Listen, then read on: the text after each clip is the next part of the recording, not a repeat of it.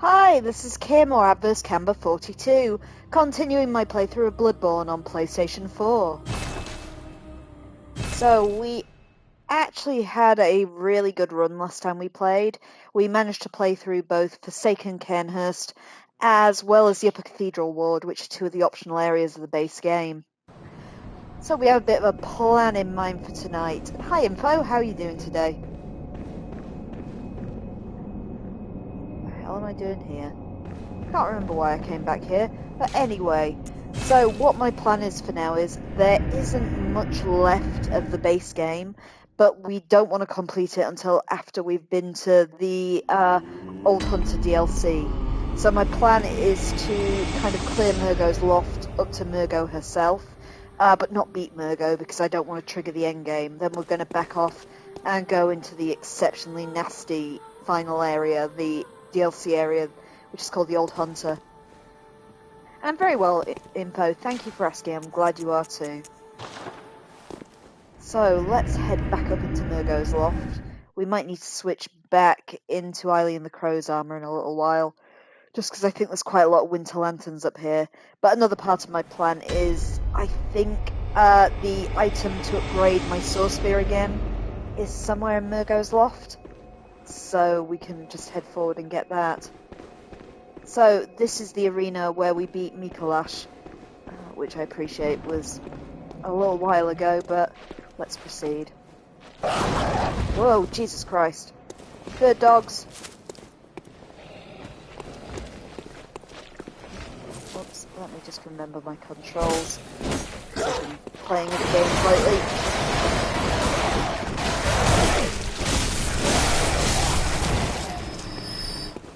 Bird dogs, I hate that noise they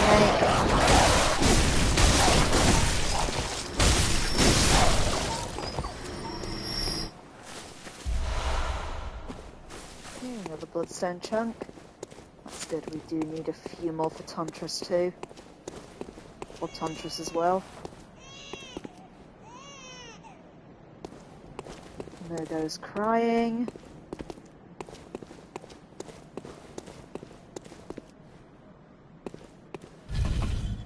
See where this one goes to. Ooh, down. Have we made another shortcut? Oh, looks like we could have rolled out there. That sounds like something fun to try. She says in famous last words. Okay, so we have made a bit of a shortcut. This takes us back down to the other checkpoint, the one that was just before Mikolash. So I'm just going to go and touch that checkpoint, so if we die, we've got the route straight up.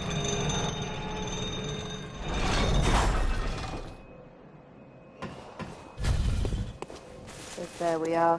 That was our checkpoint just before Mikolash. And that's going to be our hub for the time being again.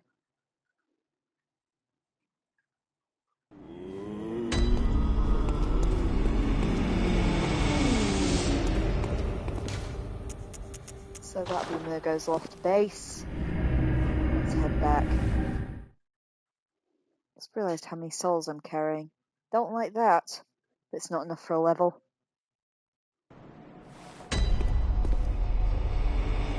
Right, so now we head back up. That's where the giants were. I don't want to explore along there until we've killed off Steve, the Magnus creature.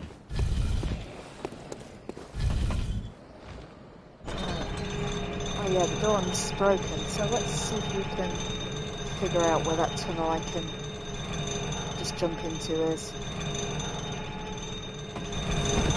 There we go. Okay, what we got in here? Info, just confirmed you can roll out. Got it, Info, way ahead of you. But thank you. Let's see what we got. How many winter lanterns do we think are going to be out here? An afflicted organ? 3? What? Oh my god, there are! Bugger! I was joking! Let's put Eileen the Crow's outfit back on.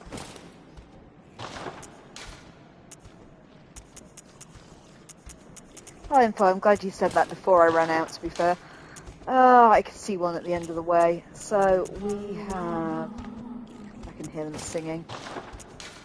Patience, patience, I'm trying to put my crow feather gear on. So this is my armour that's a little bit more resistant to winter lanterns.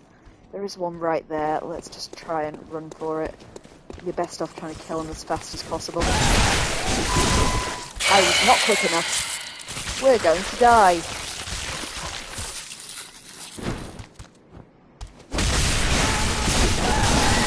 I should have gone up with the Tauntress. See, there was the frenzy. I just about survived it. So, that could have gone better. Let's just have a little mooch around here before we try for the next one. I bet they're weaker against Tauntress because they're kin, aren't they? Let's get the tea out.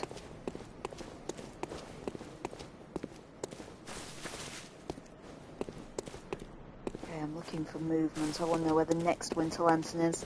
As info said, there were at least 2 of them to worry about. Can't hear one yet.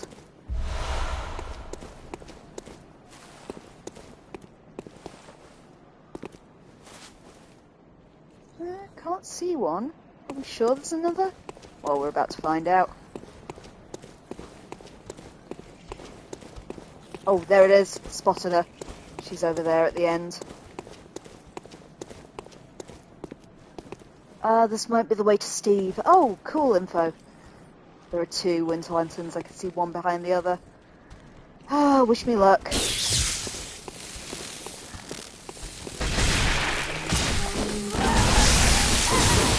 Bugger every bloody time.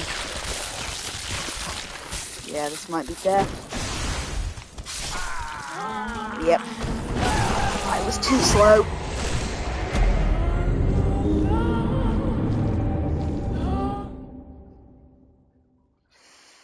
This ain't gonna be easy.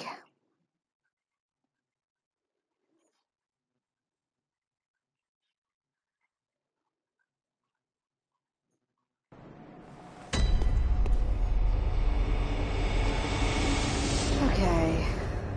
I think I was killing it slightly faster with my spear. Let's get the empty phantasm shell back. Go back to my old ways. I just need to bring the lift back. Can't remember where it lands exactly. It's somewhere around here.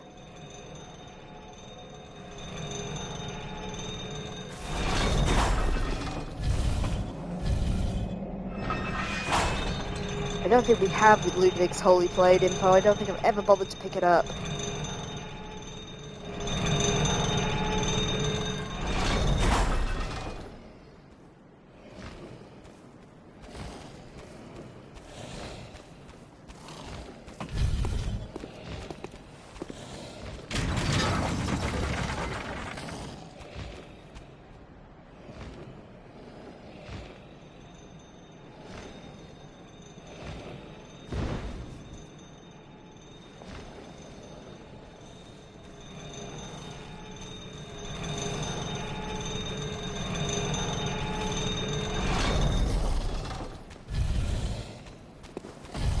Okay, so we rolled out of this thing about halfway.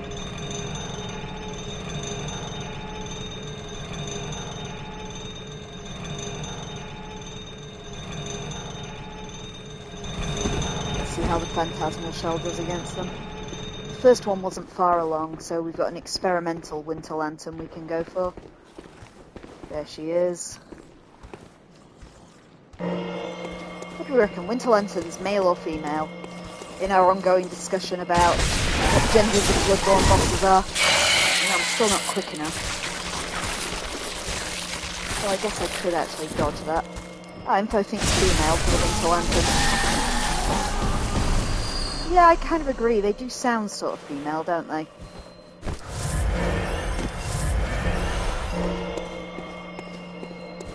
Okay, we'll make sure we're on full health. We've got the Phantasmal Shell. We know they're round the back of this thing, and there are 2 of them. I think we might have to try and kill one, then back off. I might wait till the charge is worn off my thing, just to make sure it's not going to give out on us.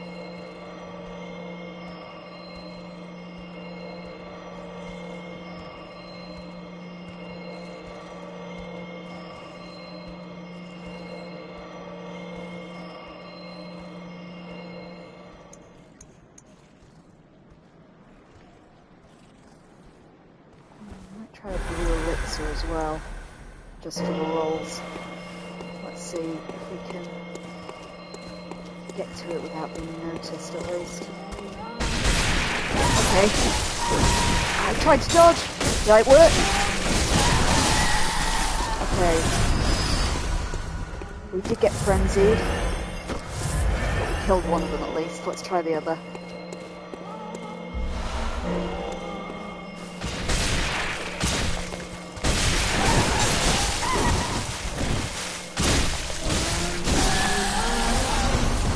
And again, frenzied but made it through. Hopefully info's right and there are just 3 of them. My heart can't take anymore. Let's have a little look around.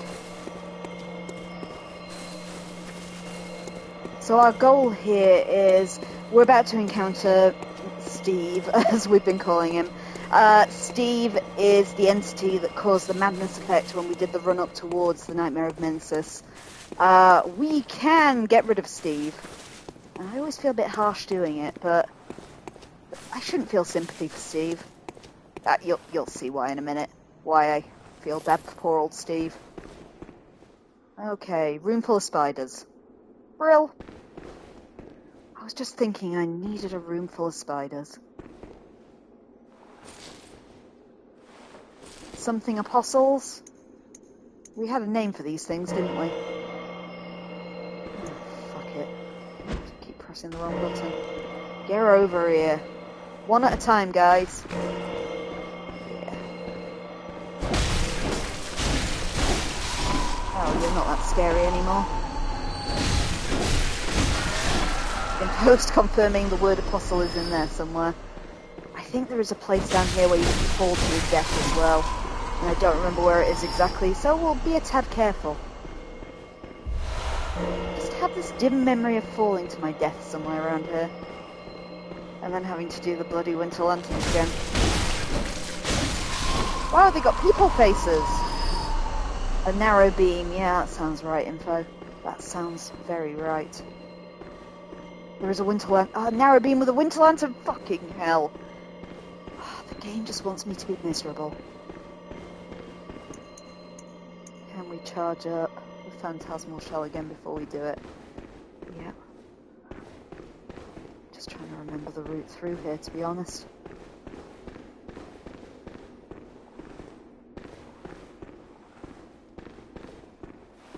What's that? Is that a lever? There's a hole in the ground there. Sorry, just making sure we don't miss anything.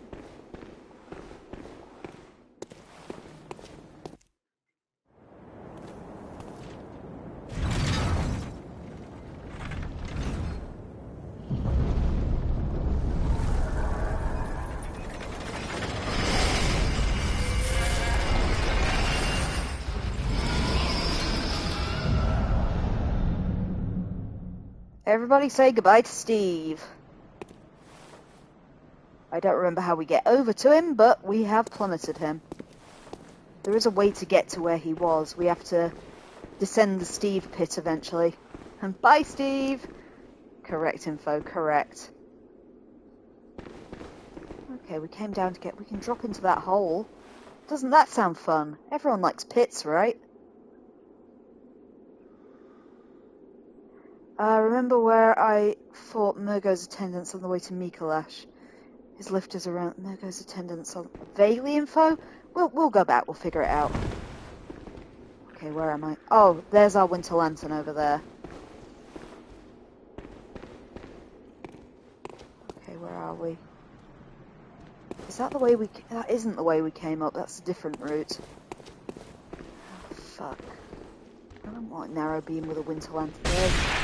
Fuck, she can see me from here. You bastard. Let's go over here till my frenzy goes down a bit.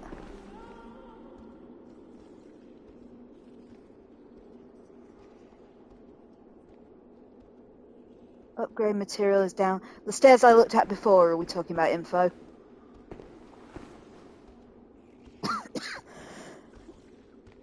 Fair enough. Should we... Oh, choking. Do we want to try and get that winter lantern over there first?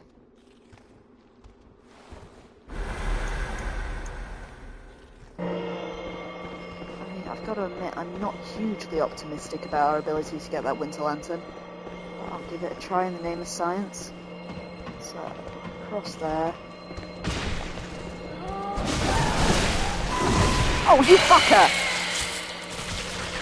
Keep attacking! Keep attacking! Oh, bugger! Ah! I was carrying 74,000 souls! And we gotta get back over here. You got greedy, Kim.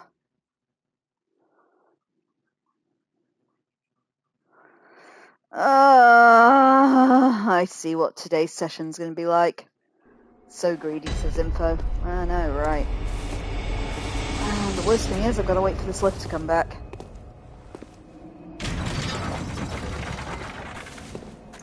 Do we have sedatives on hand? I can switch some for the antidotes, I guess. I think sedatives are what are good for frenzy.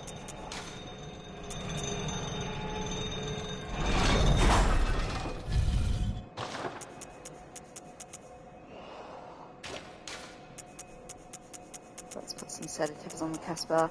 I don't think I've ever used them, to be fair. Where is it? Sedative, sedative. Oh, hey, these monsters over here.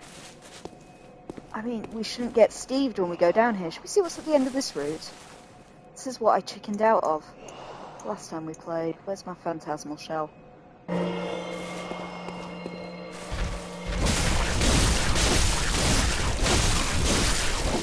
Whoa, whoa, whoa! And I went after it. Little leader. You're having a few problems with that stick key today, aren't you, Info? So, do I not want to go around there? Is that what you're saying? There might be something. Okay, we'll have a look. I've just lost me 75,000 souls anyway. Which is a blow, but... yeah. Oh, was that a one-shot? Doesn't look like they come back once you've killed them, these guys.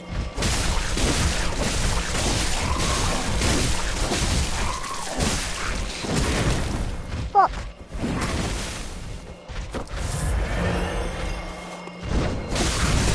Wow, that was nasty.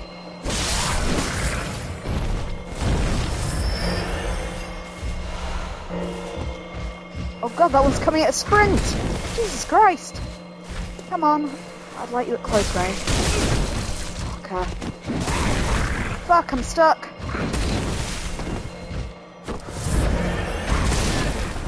Fuck, I think I'm dead. What a bastard! Oh, hopefully they're all one-shots. If I only chip them away one at a time, we still get past them. They are nasty.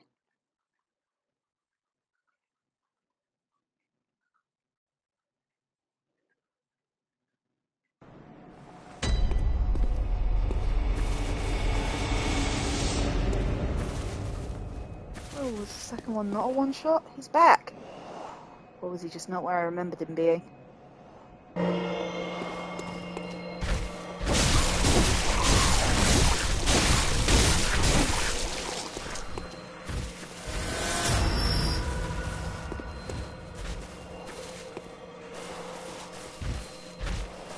There's one over there that's just wandering. Come on. Get the wandering one to come towards us first.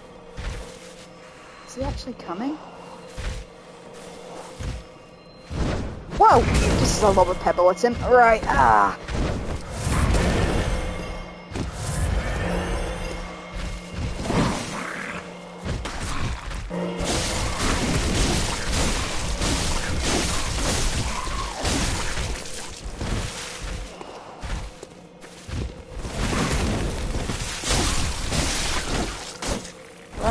Down at least. Next one. Can we get a backstab?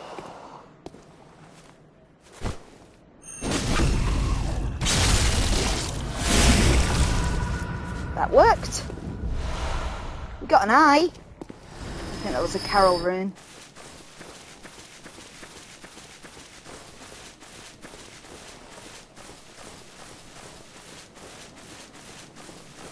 Let's see what else we got along here. It's a lot more peaceful without Steve, at least. Oh, I see. Yes, it does just take us around that route, doesn't it? We have got up here the entire time, then. Because that's, yeah, back where the Lauren Silver Beast is. Who I'm now running from. Unfortunately, now we've got to go and get past those winter lanterns again. Ah, I see. We just didn't have time to do so previously because of Steve. Oh well, I wonder what Carol Runai does. We'll find out a bit later.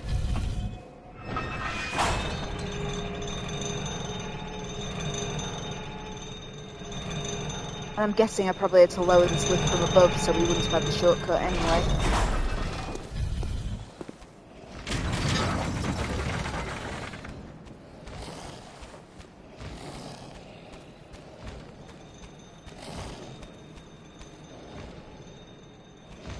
Interesting though. Right, let's try these winter lanterns again. My god, I hate them. I'm not sure the blue elixirs did anything. I was trying to see if I could stop them from noticing me. There we go.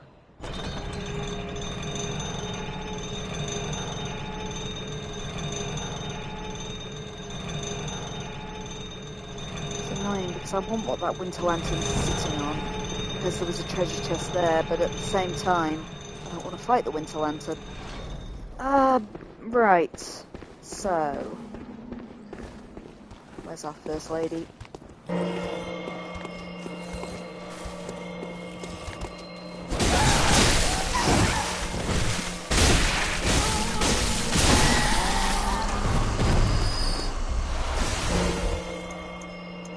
Maybe I should actually put the sedatives on my cast bar as well. That'd be an idea, wouldn't it? Okay, we can just about survive frenzy on full, I think.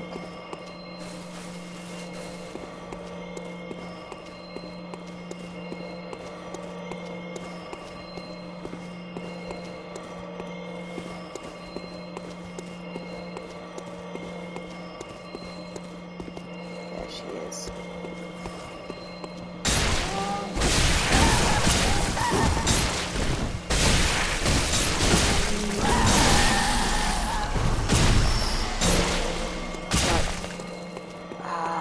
Started frenzying me. We got one down at least. We've calmed. We've used the phantasmal shell again. Now we've got a bit of a long sprint.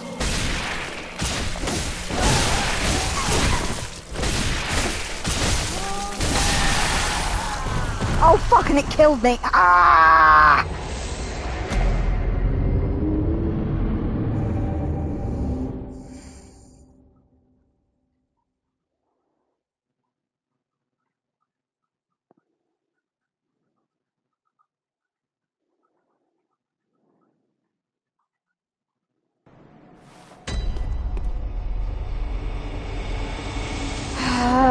And again.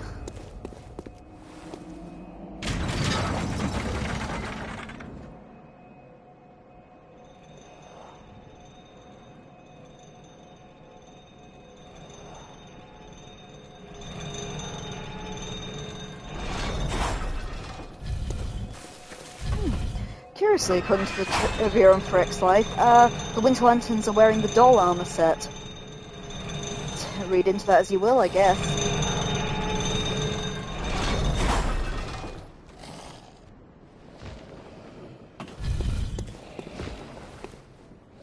Curious indeed, info. Curious indeed. They're also going to be how I use all of my... Oh, did I not? Ah, yes, I did. They're going to be how I use all of my health drinks today. It's great. You can just join me for running backwards and forwards for 20 minutes grinding them if that's the case. It's what everyone wants to see.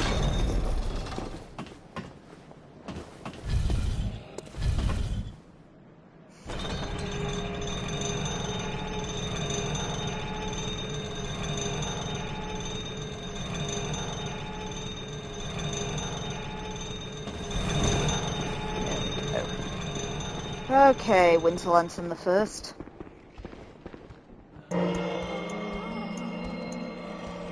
Sedatives on cast bar. Might be a bit slow on the dodge, no I wasn't.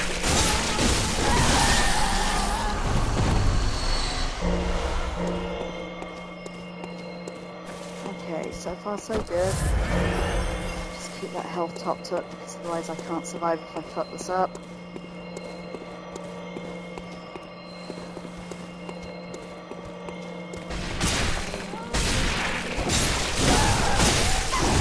Oh fuck! I fucked it up!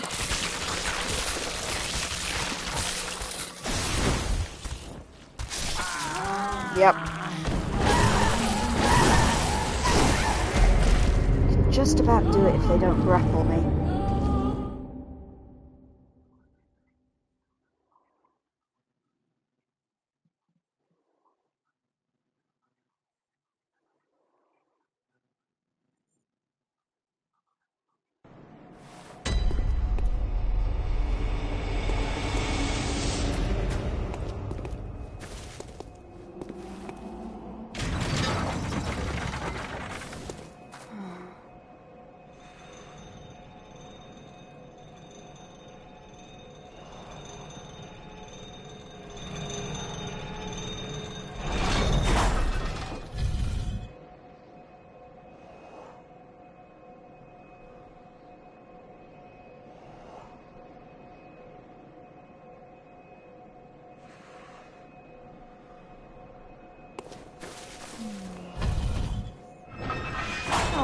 Kawarunai apparently boosts my discovery stat, so it increases the chance of enemies dropping items. That's the one that we've got before.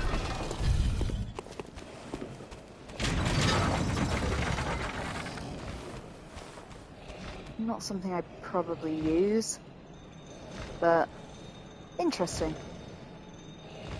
I guess they're all useful in their own way. The longest lift in the world.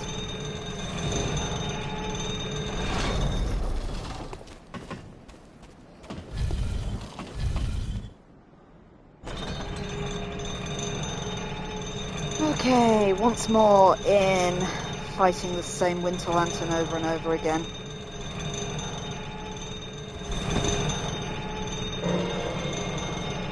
Did that a tad early.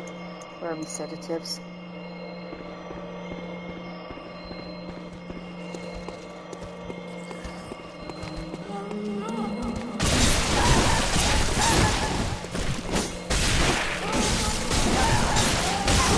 Yeah, I totally fucked that up. I got stuck behind the scenery. I'm pretty sure I'm gonna die. Yep. Yep. Ah. I was trying to see if it was easier to roll behind them, which in a way it is, but that scenery just kind of got in the way.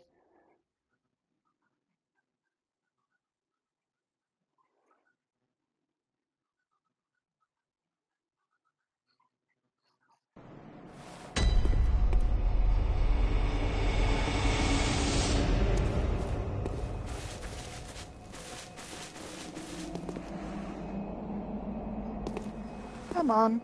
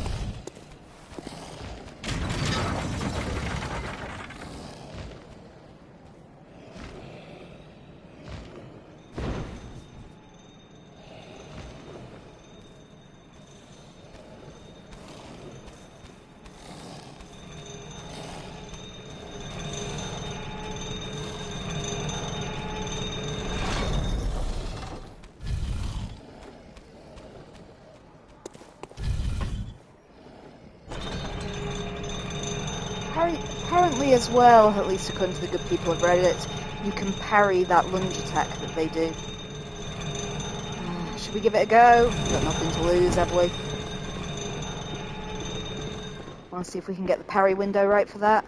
Because I bet we can just beat them straight off if we do. Come on, lady. I tried!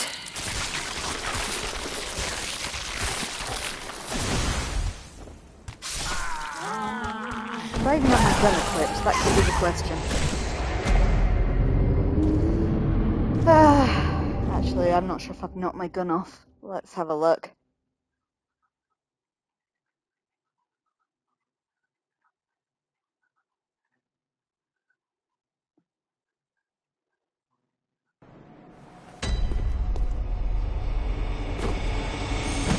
Yep, I don't have my gun equipped. That would explain why that gun parry didn't work.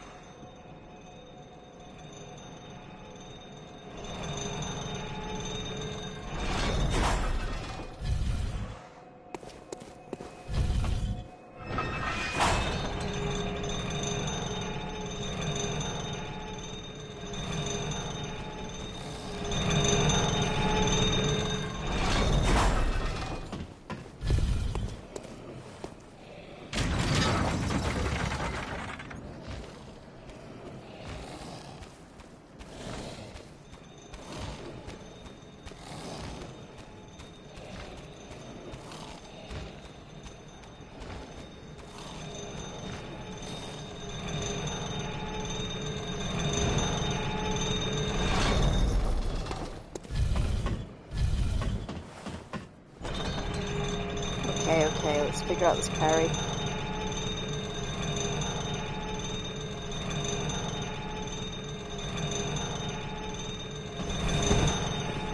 Parrying is that mechanic I forget that exists for long periods of time, but certain enemies it's absolutely fecking great on. So if we can figure out parry windows, we're on the set. That is not it, however.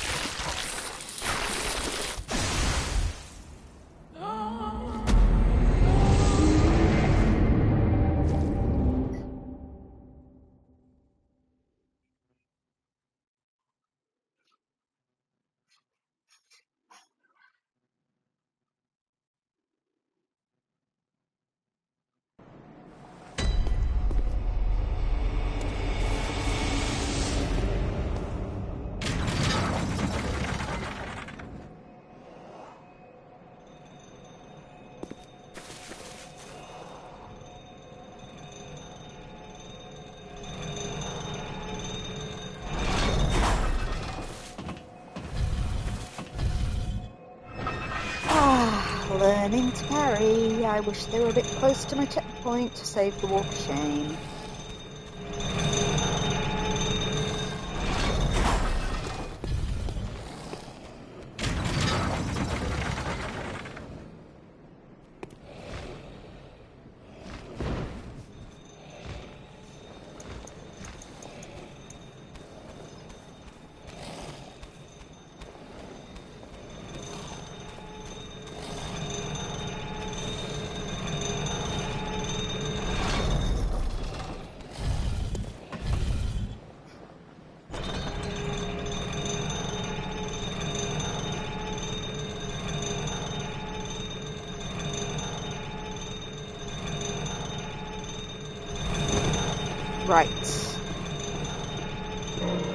Right, madame. Let's give you another try.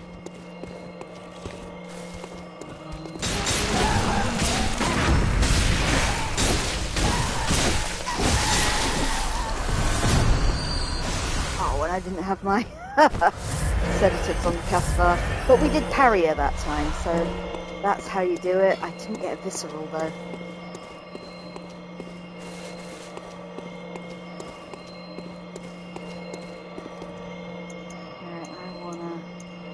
Let's charge up the phantasmal shell before we try that again.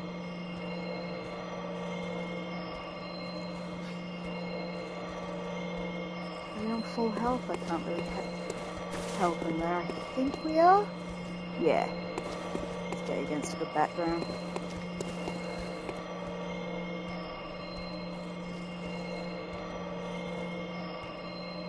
So I can see that one from here. Let's get the sedatives ready.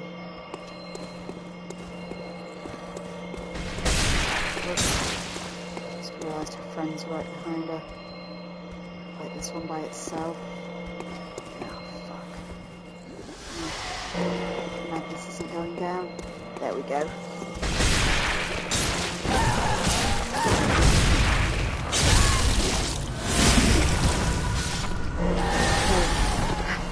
Still didn't get away fast enough to avoid frenzy, but we get her with a visceral again at least. Let's get ready to do phantasmal shell again.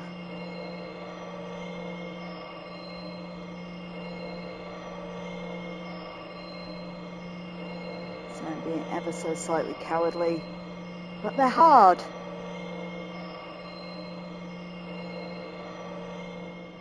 And if I fuck it up, we're dead. So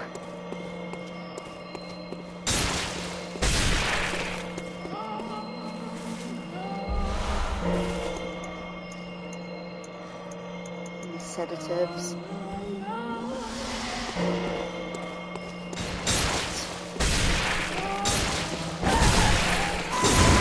No, missed it! Fuck.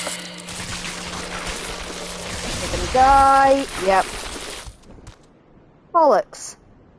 Look how hard it is just to run past them.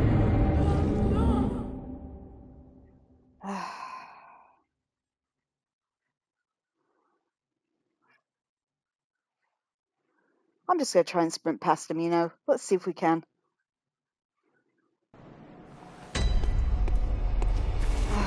This is taking far too long. And I don't want it to wind up being another bloody crow. At least when we've got past them, if what info was saying was correct, we can get to the next upgrade item for my weapon. So if we did want to come back and get that item from the second Winter Lantern, will be a bit tougher to do so.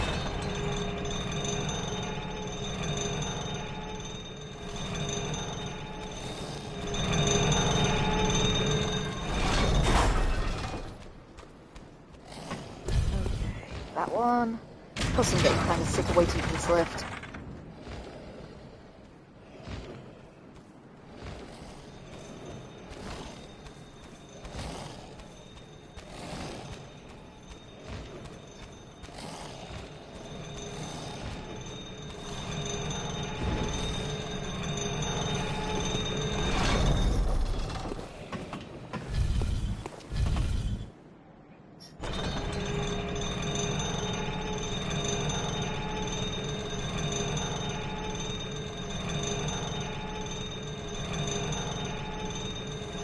Right, I'm going to try and run like fuck and see if we can do this.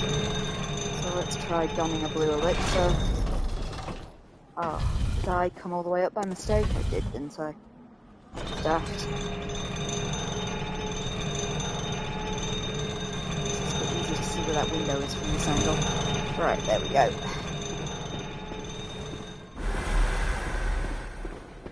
So blue elixir, in the hope that I'll get me past.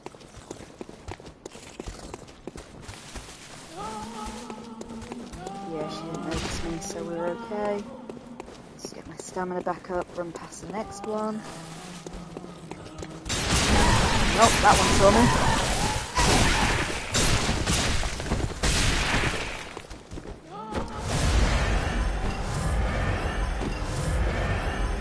Okay, let's run past the spider wing, which tied with the stairs on that side. Farewell, spiders! And then into the hole in the ground over here. And then at least we're back where info said that staircase was. Oh fuck, that one over there's seen me. Sedatives.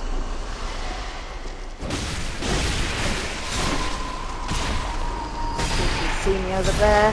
Bollocks, bollocks, bollocks, bollocks, being killed by a winter lantern over a great distance. Fuck it.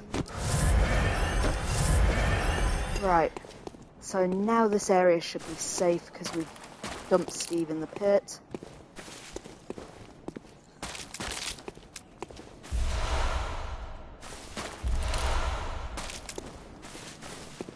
So let's just load up on Great Old One's Wisdoms apparently around here.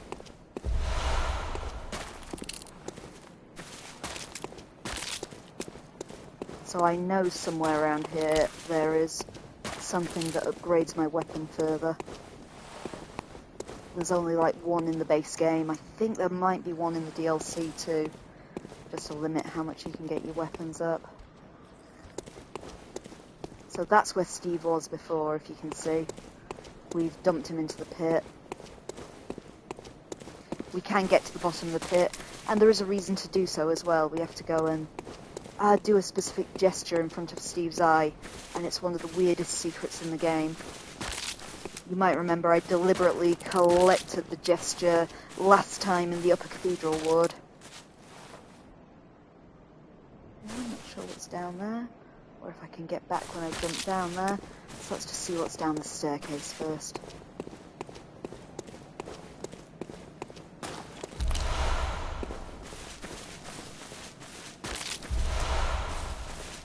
There's certainly a lot of loot down here. This eerily quiet area full of crunchy bones.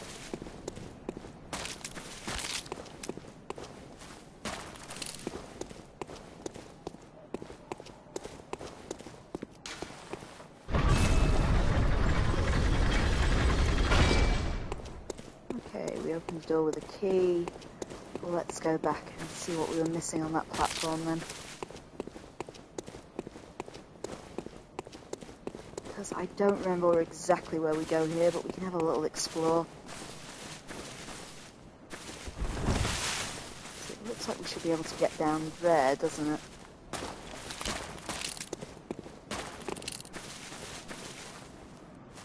It looks like there's a lift over there. That's not what we got over here. I know there is a way to kind of climb down into that pit too. I don't want to go plummeting in it without checking though. Maybe if I jump down onto that ledge down there, she says in famous last words. Just being a tad careful because I don't want to fight the Winter Lanterns again.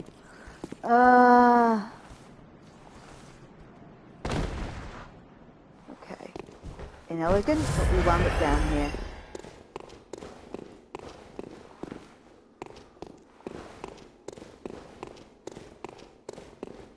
What's that? Ah, there's me blood rock. Okay.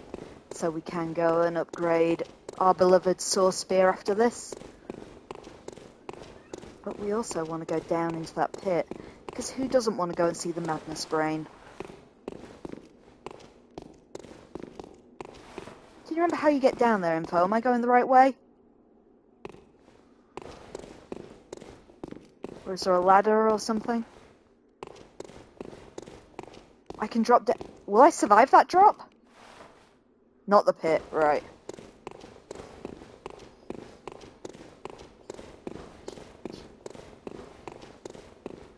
So did you mean drop down back out here, Info?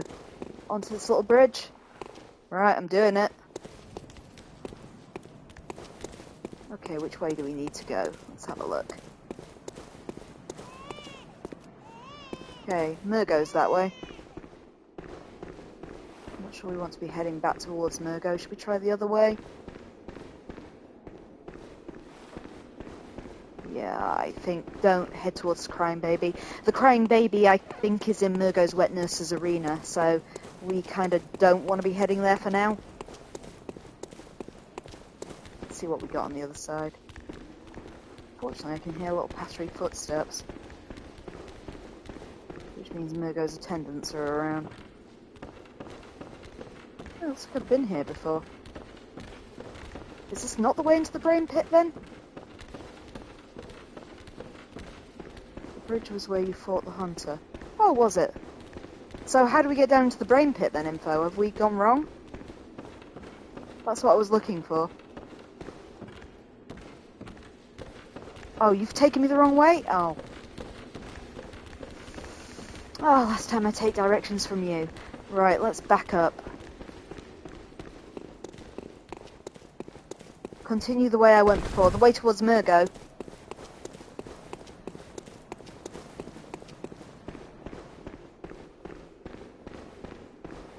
No, the other way. Ah, cry out loud. So, are you sure? Because there was an empty treasure chest over here, which kind of infers we've been in here before, info. I have. I hope there's a butt coming. You're retreading the same ground. Okay.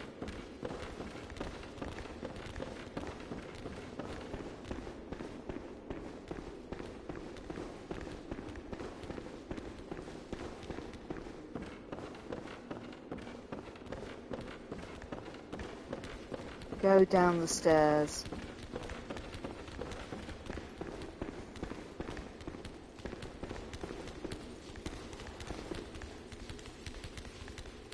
Isn't this just the main atrium? Oh god, there's Mergo's attendants.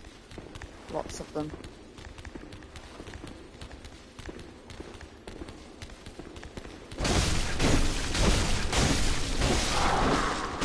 Okay, there's one.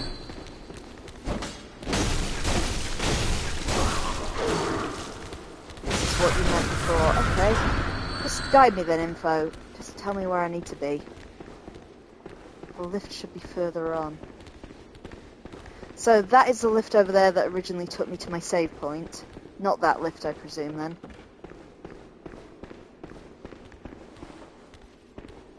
Okay. Do you think we should go to the checkpoint and try and upgrade my sword before we go on, then? Because the big Mergo's attendants are pretty horrible.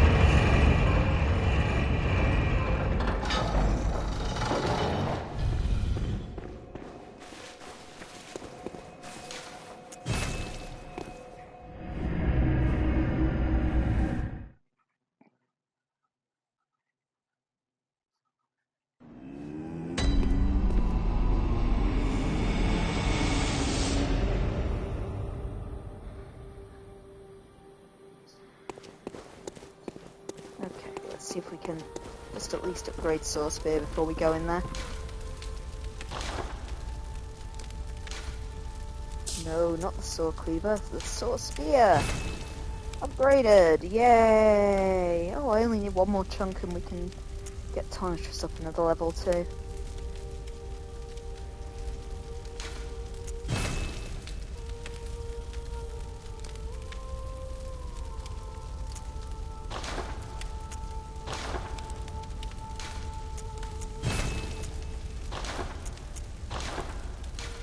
My blood gems as well, because I just picked up a ton.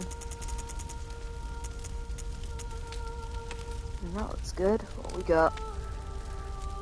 Physical attack up near death, physical attack up, weapon durability down.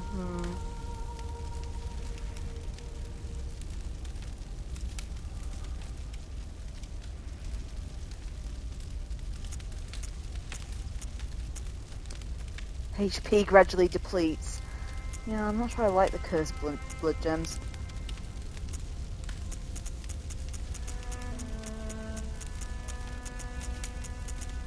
What's that up there?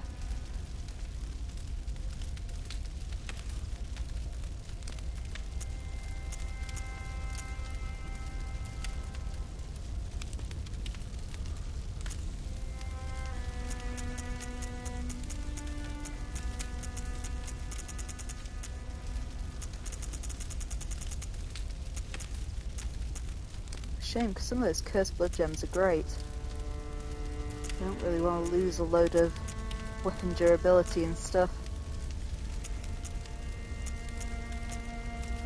What was that one do? Physical attack up.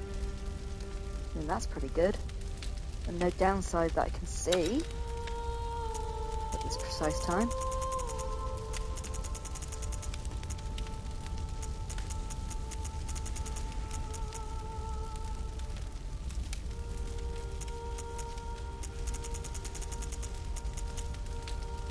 cursed blood gem is just so tempting, but I don't want to lose that much weapon durability.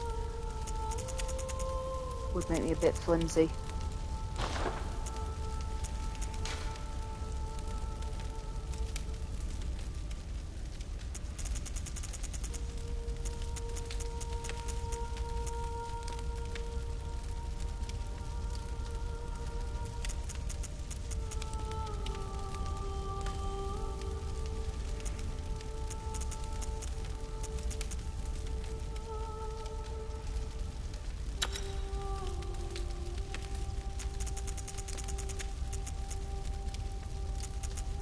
Damn you, cursed blood gem.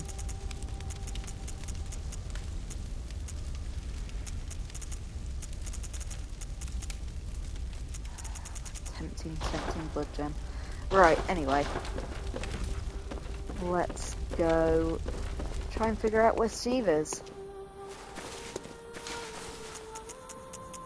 So, my weapon is as strong as can be now, at least.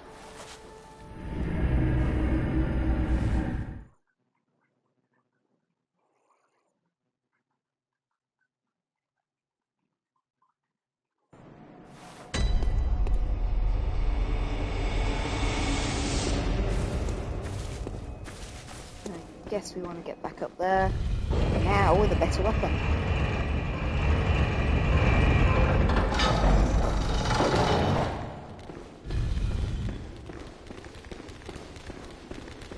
So where are my scampery little friends? Oh yeah, that's nice.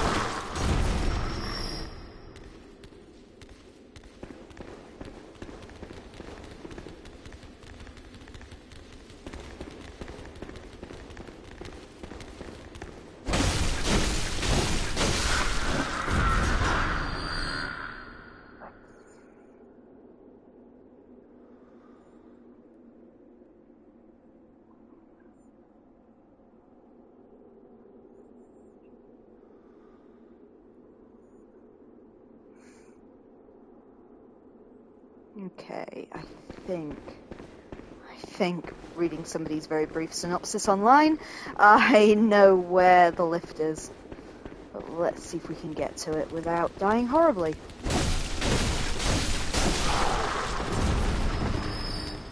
First, we need to get past all these darlings. As you may remember last time I sprinted through here, they are a delight.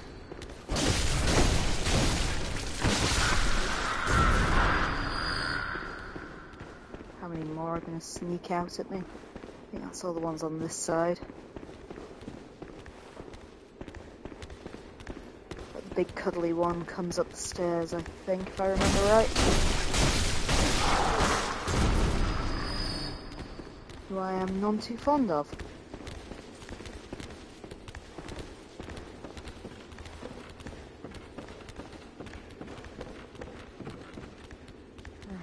I outwitted him? No.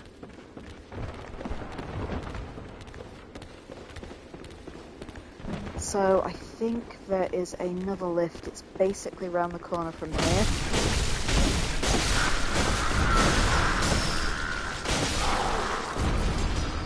I just know there's him coming.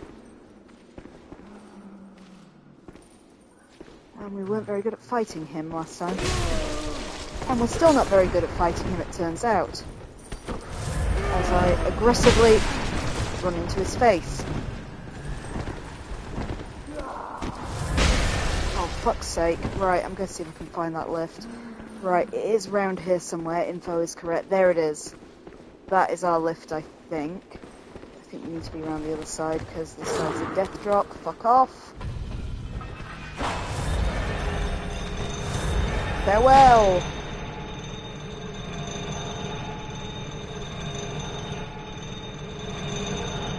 Here we go into the abyss.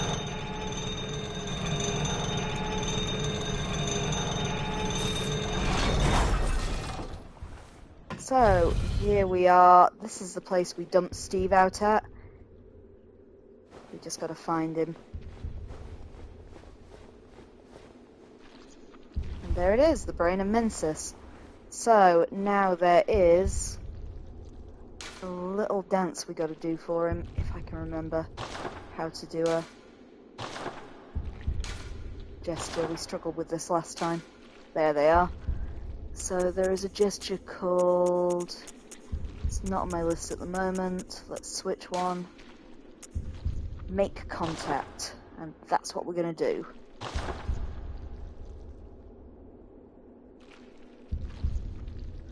And we're going to stand here for fucking ages. Our info says it's 30 seconds. You got to get the angle just right as well, so if this doesn't work, we'll just tilt ourselves a bit.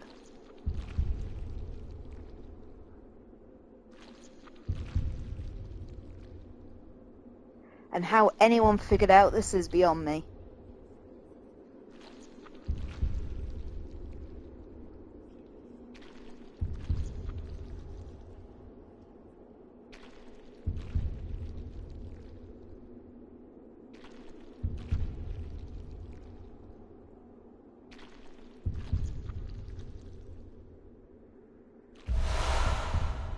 And there we are, the improved version of our Mooney rune. And that's how you do it.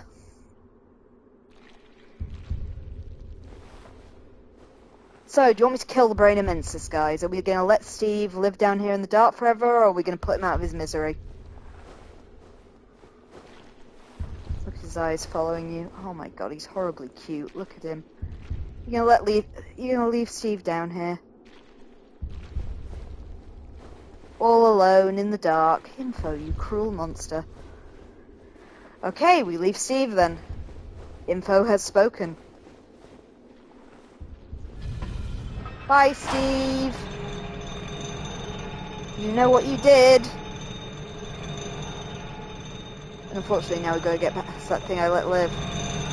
Info says you can come back and visit later. Yeah, Steve's bro now. We've made contact. We're besties. Okay, let's see if we can get out of here without dying.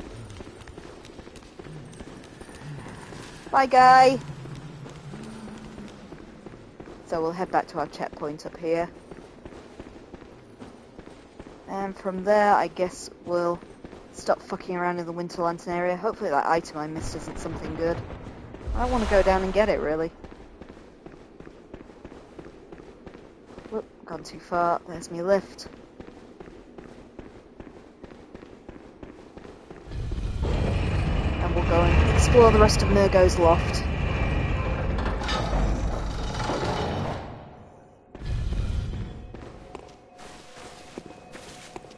So now we're through the Winter Lantern Joy.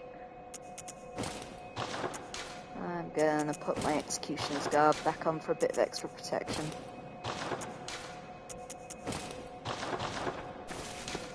No, we don't want to go to the Hunter's Dream. We want to... Well, actually we do. We want Mooney Rune. Let's go get our Mooney Rune back.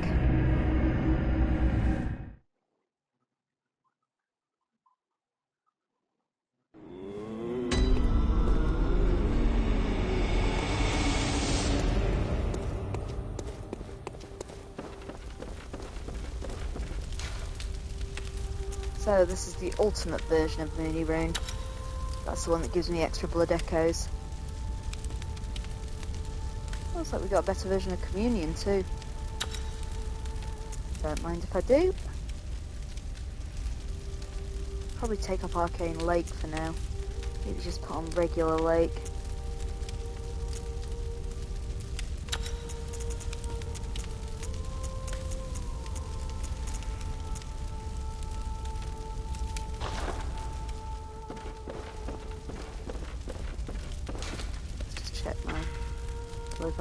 Still at 50. We got enough to have a little look round.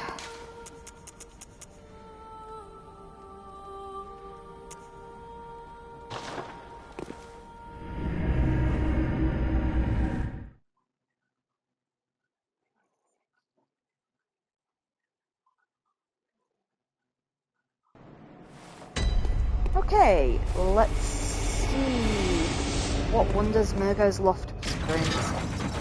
I seem to remember it's pigs and Shadows of Yharnam.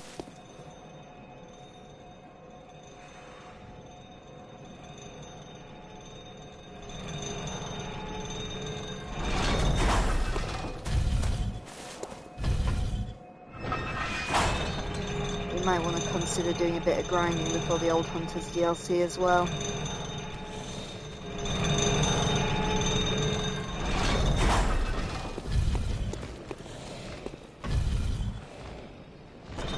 Just purely on the basis of I think we're a little underleveled for it. Because it's nasty as fuck.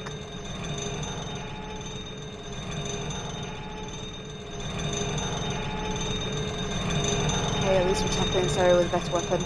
Just guys, if you can remember where Mergo's arena is, Mergo's Wetness's arena I should say, don't let me run into it. I can't actually remember where it is, and we don't want to trigger the boss. If we do, we're going to have to just commit suicide by boss, because I don't want to fight her yet.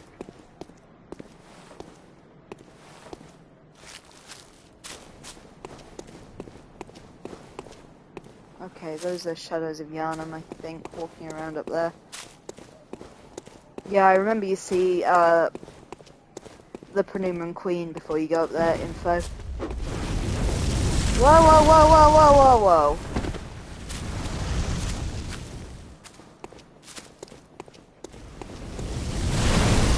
Hey, wanker. Want to talk about this? Easy, a lot. And some blood vials. Good for him. There were a couple more, I think. There they are.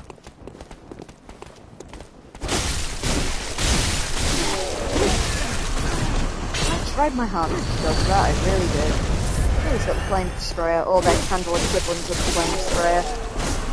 See, these are just like the Shadows of Yharnam boss fight we thought. Just a little weaker. And without the sneaky phase, I think. I think that's just where he jumped down before the fireball one. Let's just check around for items before we go on. No, I think this is a big empty courtyard. I remember there's piggies too up here. Oh, stairs down, don't mind if I do. And it's a dead end. Well, that was a waste of my time, but I can hear the pig.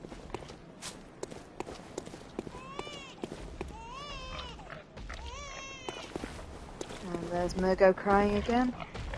Yeah, I can see the pig over there. Hopefully he'll let me just walk up and do that ignoble backstab on him. You all know the one.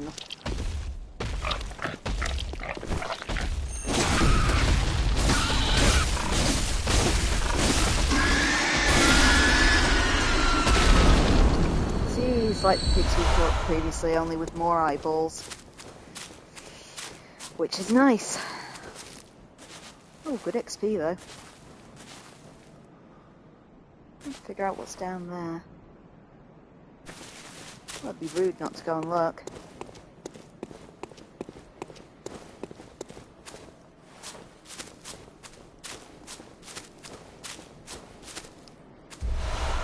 Ooh, chunks. That might be enough to level up Tornitrus again.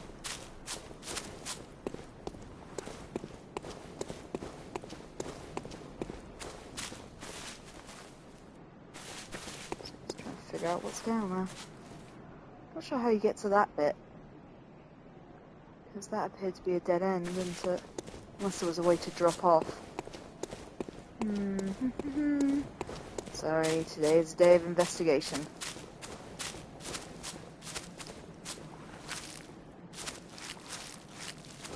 No, it's dead end, isn't it?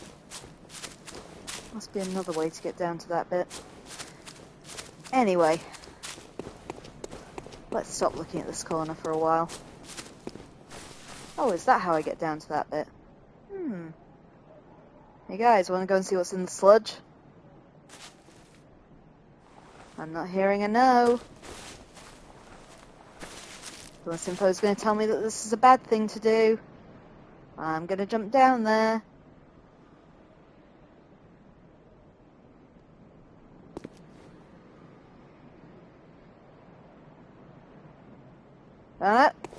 Info's not being the voice of reason today. Okay, here we are. So we can get back into that seemingly dead end from there. What do we reckon we got waiting down here? There's something low down there. Oh, it's one of you! Get back! Crystal Lizard! More chunks.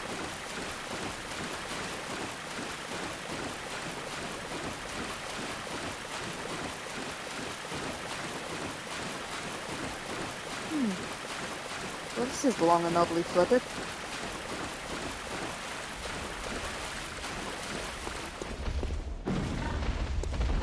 Okay, I can hear a bad thing somewhere. Whoa, fire!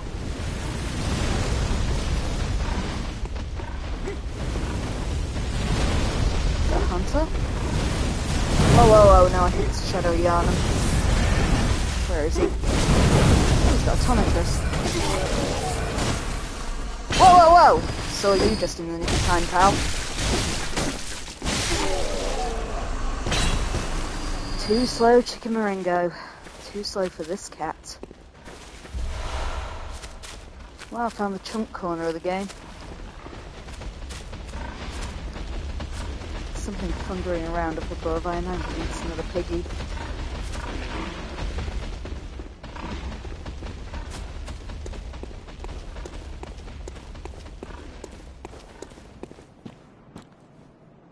Well, there's a nice tree and 3 more shadows of Yarnum coming down.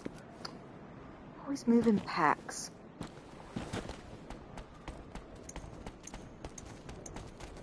Okay, want to get you first, Fireball. Got Fireball at least. Oh, there's another Fireball one. There he is. Oh, fuck! Oh, you wanker!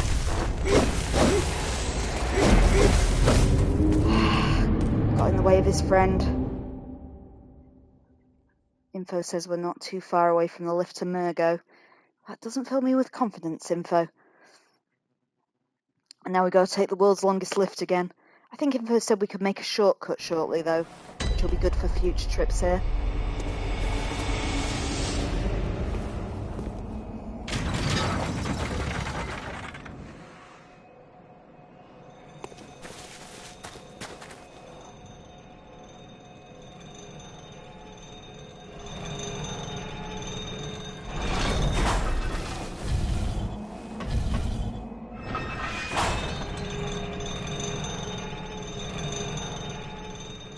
Okay, we'll open up all shortcuts like you say, Info, just to make the route through to when we eventually do the end of the game a lot easier. Because it'll mean that when we, and I use the tone lightly, beating the Orphan of Kos, we can just do a straight boss rush through to the end of the game then. I say that laughingly because Kos is a fucking nightmare and that is not going to be an easy feat.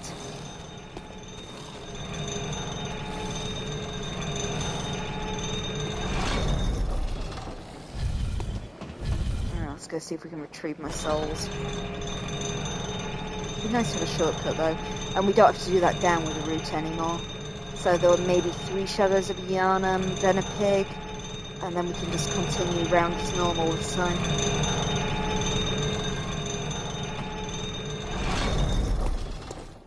This is my floor, I think. Oh, they're further along this time. There's the shadows of Yarnum. I don't think they were down here last time. Right, I want him in the front. He's got a candle.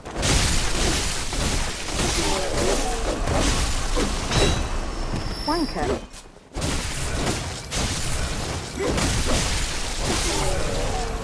We do that bit very elegantly. And then there's the one with the fireball up here, who last time we made drop down to us at least. They're running away. There he is. Right, we're just going to have to roll through his fire, I guess.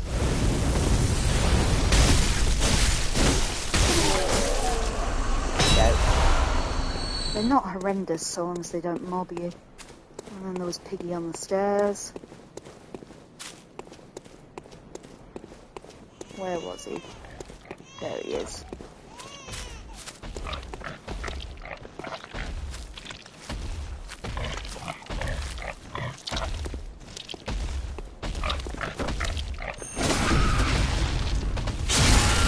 And there's the visceral. Not quite in one. But not bad. I don't think the little light's on. Let's turn the little light on.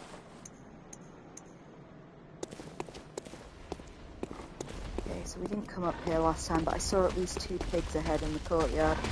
Here they come. If we can, I'd like to separate them out, but I don't think the game's going to be that kind. Oh, you might like me.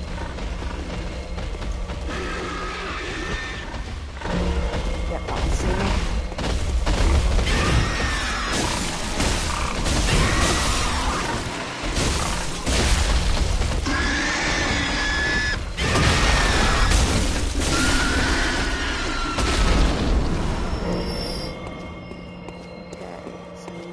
Be able to get the second pig on his own at least.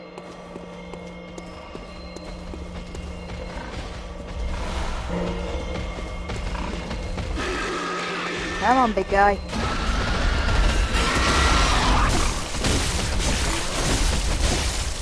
Oh God, behind.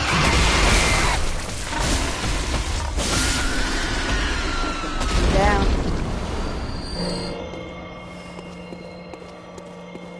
The critters up here are good for blood vials. I think this is the courtyard where those 3 shadows of Yharnam totally ganked me last time. Right, where are they? Here they come. Down into the courtyard from the far side. I don't think we're going to be able to separate them out.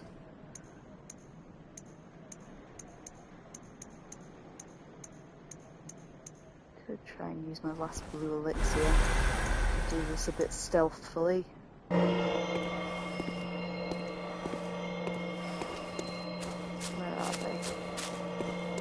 Sight of them just as I did that. Oh, there they are on the steps at the back.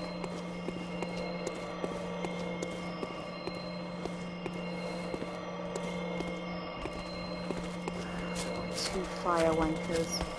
There are still 2 fire wankers. Just finish one off in one.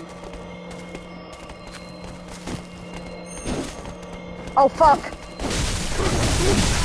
Yeah, that didn't work. They kill me? Yep. Bollocks!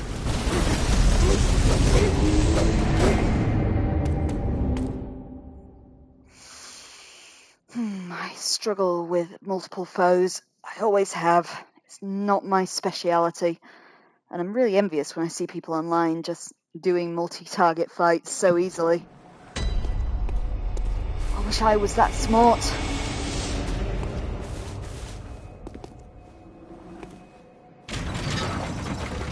Okay, let's try again.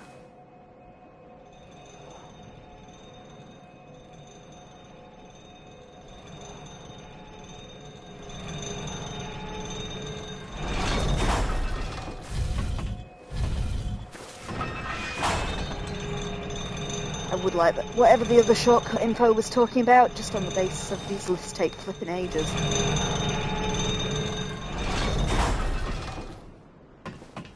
Just send it back down again, just in case. Save time if we die again.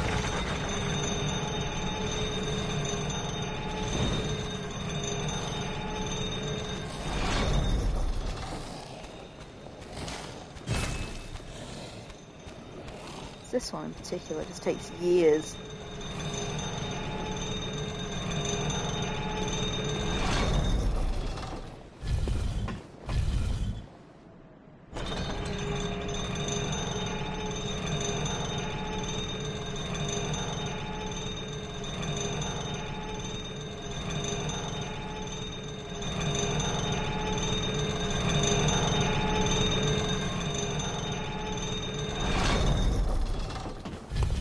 See the winter lantern walking around under us there. Okay, so there are these 2 shadows of Yharnam first.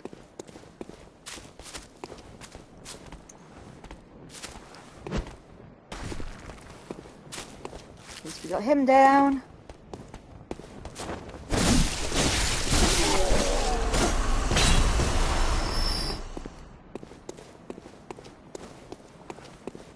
Come on, stop firing.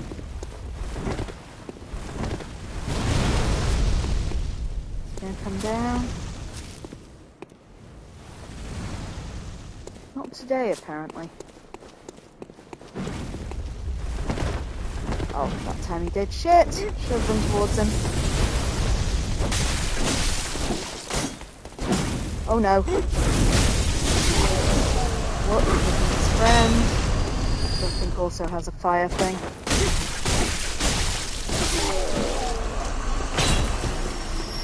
Inelegant, but it worked. Right. Maybe I'll stop crying in a second.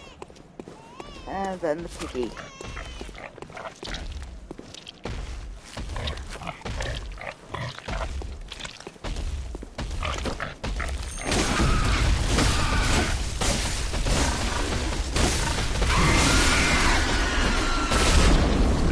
Anyway, it's a kindness if you don't get that visceral. Now we want one pig on his own again. I don't want to fight two at the same time.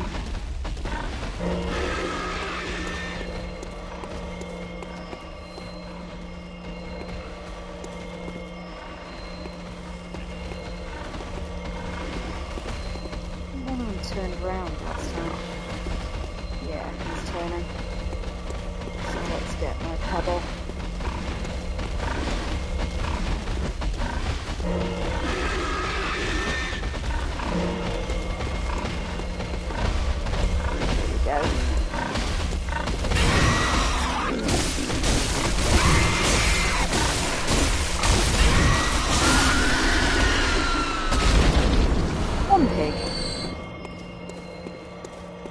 I'm not as scared of the pigs as I am of the Shadows of Yarnum, I can say that.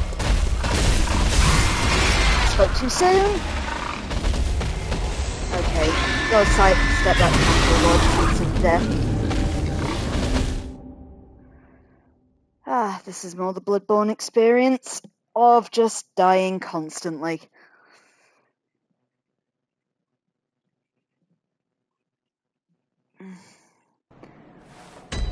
I do think last time I played the game I was higher level by the time I got to this point, purely because I had to grind so much to beat some of the bosses going up.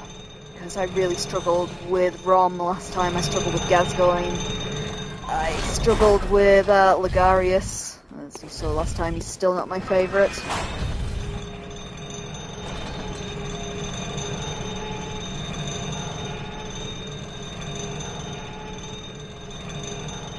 Oh yeah, sending back the lifts has made this a lot more bearable at least.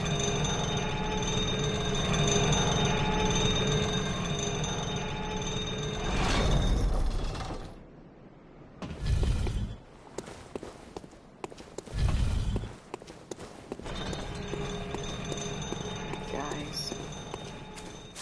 Oh, pebble.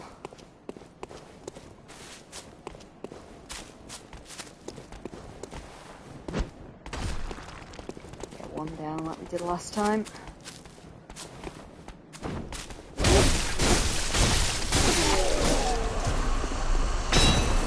Stairs. Let's attract a fire guy.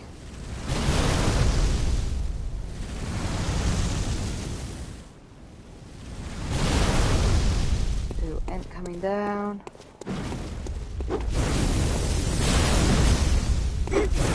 Jump, there he is.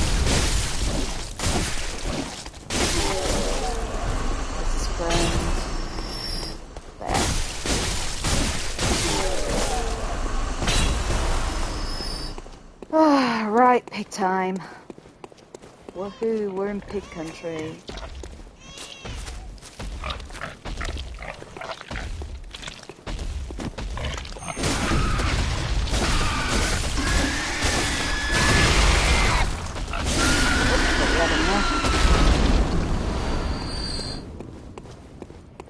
Oh, at least they just left my souls on the ground. That's kind of them.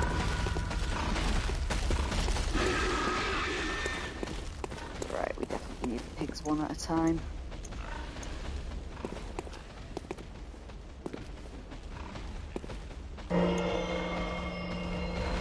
Come on, piggies.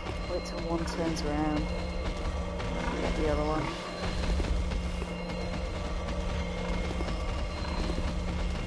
I'm not very observant of pigs that are made out of eyeballs. Here he comes.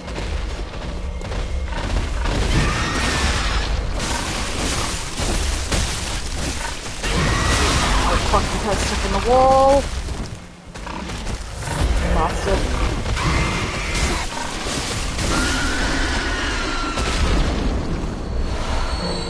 Right, where's your friend?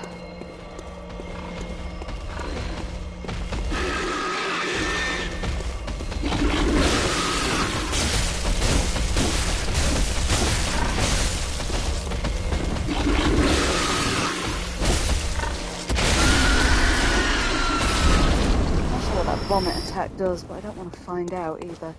Okay, where are the shadows? No, wrong button, Kim. Oh,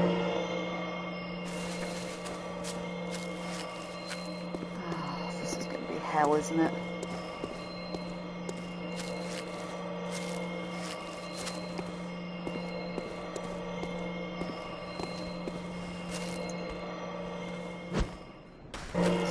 Separate out the swordsman first. If I just pull one, they're all going to come, aren't they? Oh well, let's try and do it while I've got the low ground. Fuck, fuck, fuck, fuck! Bugger me, right.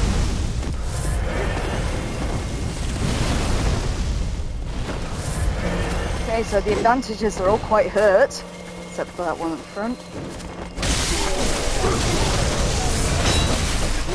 Fuck me! And the other two remaining have candles. Right, he's a fireball bastard, the worst kind. Ah, thank God. Right, we got the shadows down. I am carrying more souls than I'm comfortable carrying. Let's hope the shortcut is very close.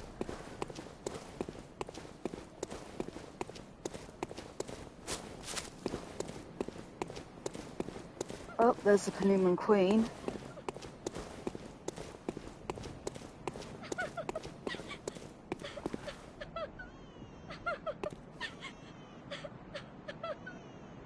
That is terrifying. What happens if we hit her?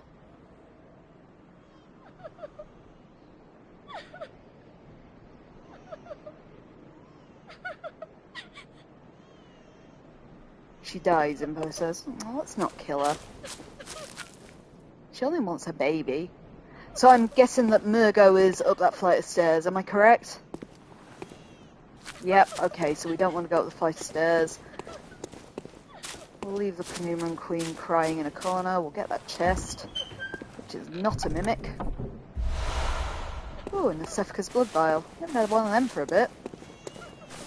How did it get here?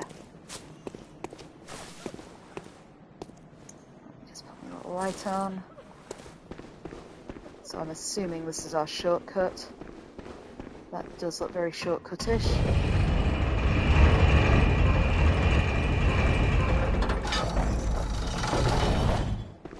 Let's see where that takes us to. Where on earth am I? Oh, and I sent all the lifts back down. Okay, so we've got a lift right on the end here. That'll take us to the far end. This area might actually be pretty good to grind souls in, actually. I was just planning on putting all the moon runes in and going to the lecture theatre to see how well that did. Actually, I might try that first. The lecture theatre is insanely good for souls. And that room full of guys is just so easy to kill. Because all that is left for us in the base game now are 3 bosses. So there's Mergo's Wet Nurse, which gives us the last umbilical we need to summon the secret final boss. There is German the First Hunter, or he's called something like that. German, anyway. You remember German, the guy in the wheelchair. And the last one is the Moon Presence, who is the boss that you can only fight if you've got the 3 umbilicals eaten, which unlocks the kind of secret ending of Bloodborne, which is what we've been working towards. So the only other thing we have to do is the game's DLC, which is called The Old Hunters, which has 5 bosses in it. It's exceedingly nasty from what I remember. Those 5 bosses are arguably the hardest 5 bosses in the game. Well, 4 of them are arguably. The other one is the Living Failures. So I guess we do want to be as tough as we can before we get there. We're slightly underleveled, as I said. Last time I played the game, I really struggled with Cos until someone told me I really needed to aim to have 40 health before fighting him. We're nowhere near that at the moment. Very well, let me... As you can see, we are not at 40 health. We are at 30 health. Plus, I'd like to get my skill up a bit further. So let's go for Operation Grind. And we'll see what we can get in an hour. But I am just going to put on all of my moon runes. So 1,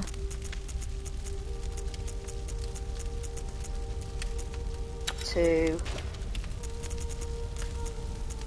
3 moon runes. Stamina recovery, yeah, we'll stick with that. So with 3 moon runes on, we should be collecting the maximum amount. And then we're just going to head to the lecture theatre bottom floor. And I want to see how much one run at that room of scholars gets me. But if not, that run up to Mergo was pretty good for souls as well. Just that we're more likely to consistently survive this encounter. Oh, is it this room? No, it's the one that's a bit further along. There's the lecture theatre that just has millions of them in it.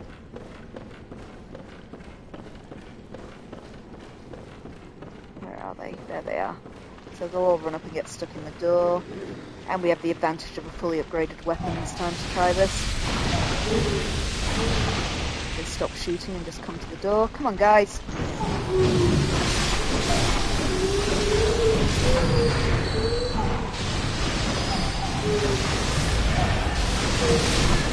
Yeah, I do that very well, do I?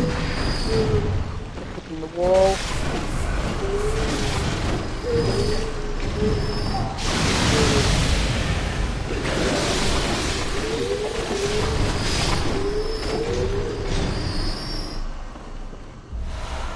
Have it quiet, yeah. There's a few more.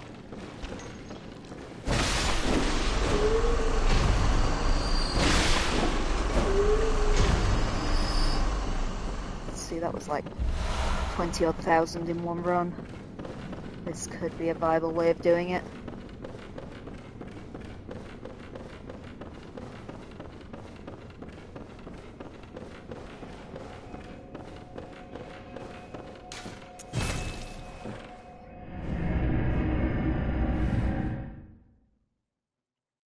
I think I had some King Cold Blood in my bag as well.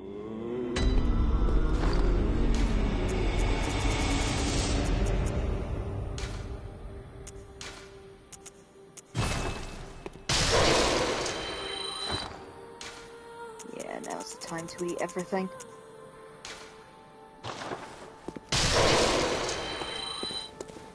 Welcome, what is it? Very well,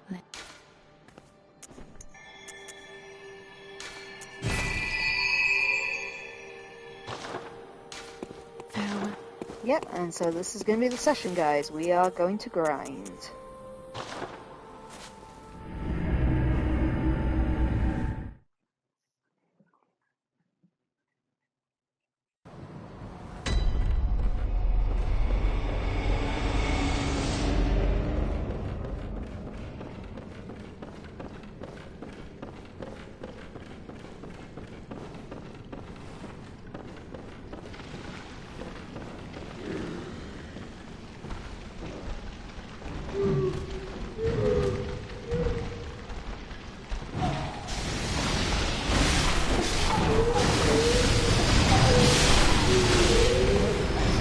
Too far into the room there.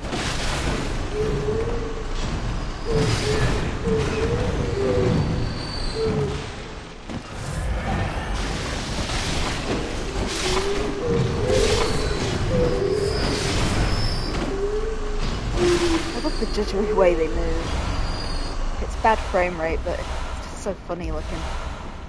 Sick of the Quicksilver bullets too. Hey fella.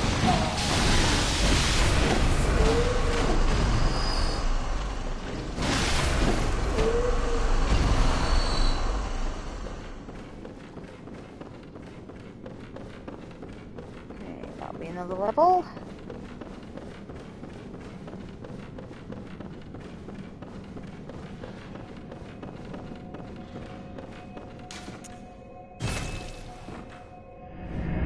not to keep putting our attack up as well. As I want to be strong for this.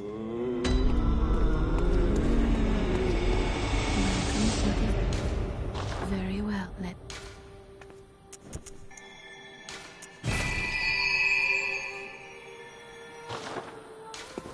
Farewell, good hunter.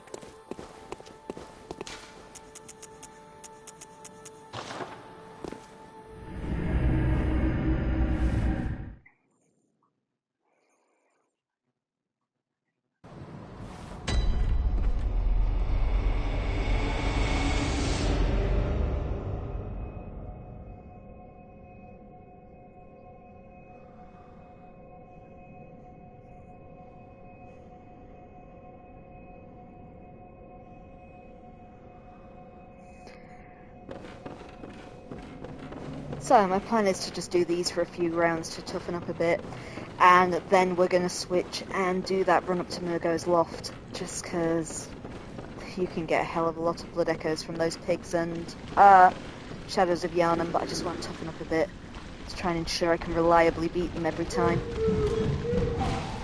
So what should we talk about while we're grinding? Whoa. Anyone got anything interesting they'd like to bring to the table? To pass the time? Pass the endless monotony of the grind? Something cats. Oh, I have cats.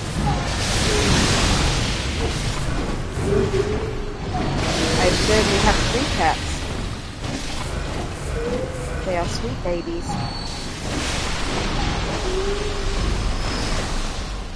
Which is your favourite? That's harsh info.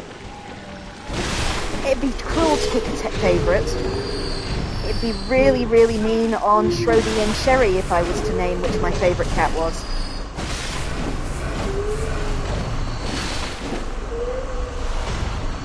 Wait. Yeah, Tia's my baby. Shrody is my partner's cat, really. She always has been. She loves him to bits and she's a bit of a jerk. Tia is my little baby. We have 4 a.m. cuddles every morning. It's very romantic. And Sherry is a strong, independent woman. Sherry likes to be pet, but only on her own terms. You've got to go to her. She will never, ever come to you for affection.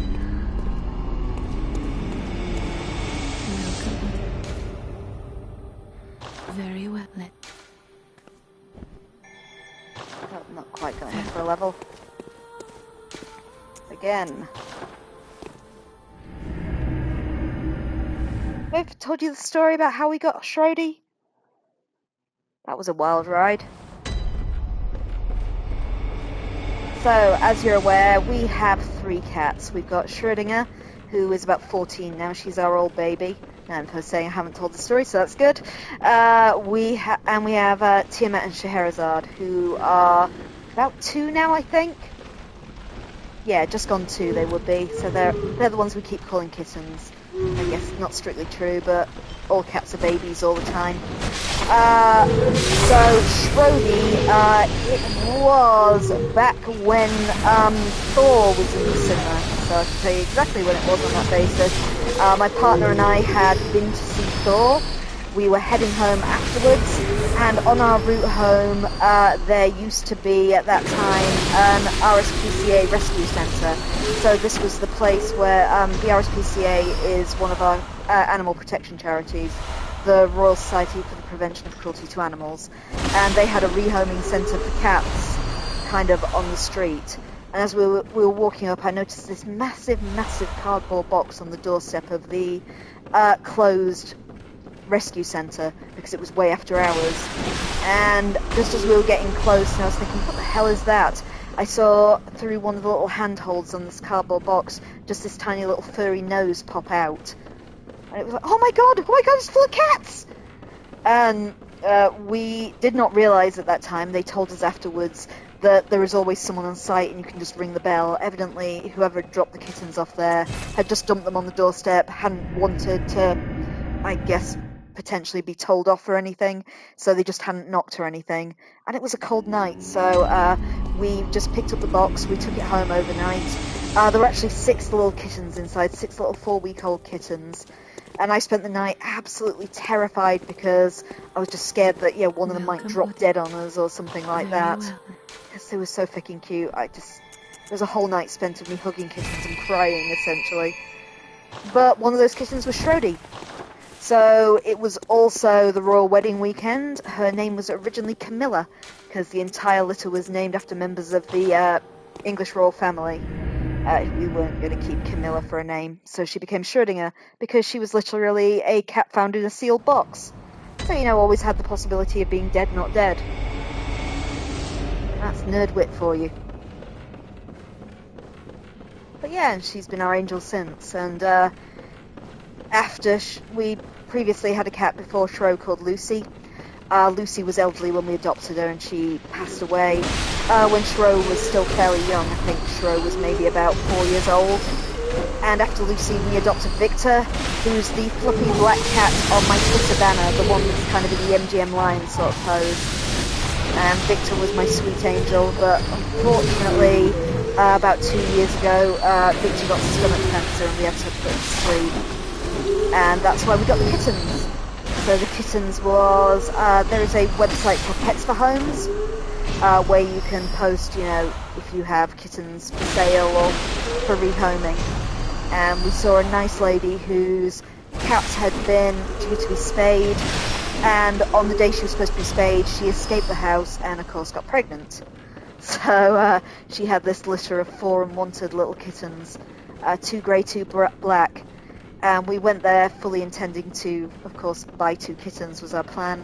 And when we got there, the lady said, "Oh, nobody wants the black cats, do you want one for free?" So we feel a bit mean telling them that, but Sherry was the cat we actually purchased, and Tio was the freebie. So my bestest baby is freebie. Very well. But there you go, that's how we got the children.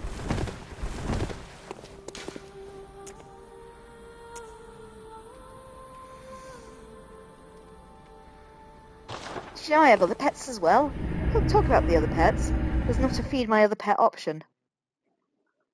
If you've listened to Things Are Getting Strange, you'll probably know that my passion is bugs.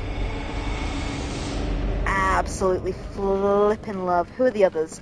Okay, so I actually keep beetles. I keep giant stag beetles and also rhinoceros beetles, and I've also kept flower beetles before as well.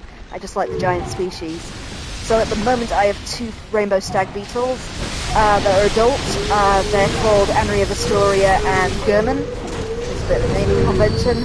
And I have Nanchan, who I have photographed before. I'm not sure if I've put her on socials before, but if you go to my Instagram, you can definitely see this is Nanchan. Because she's an elephant beetle grub, she's enormous. I think she might actually have started pupacing at long last though, because I haven't seen her for a few weeks, which is usually a good sign. But elephant beetles are huge, their grubs are massive.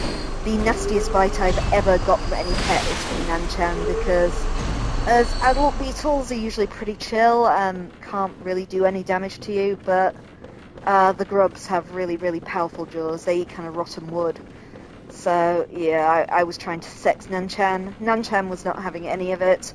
And Nanchan remains unsexed to this day. I think they might be male, but we're not 100% sure, and I guess we'll find out when we find out.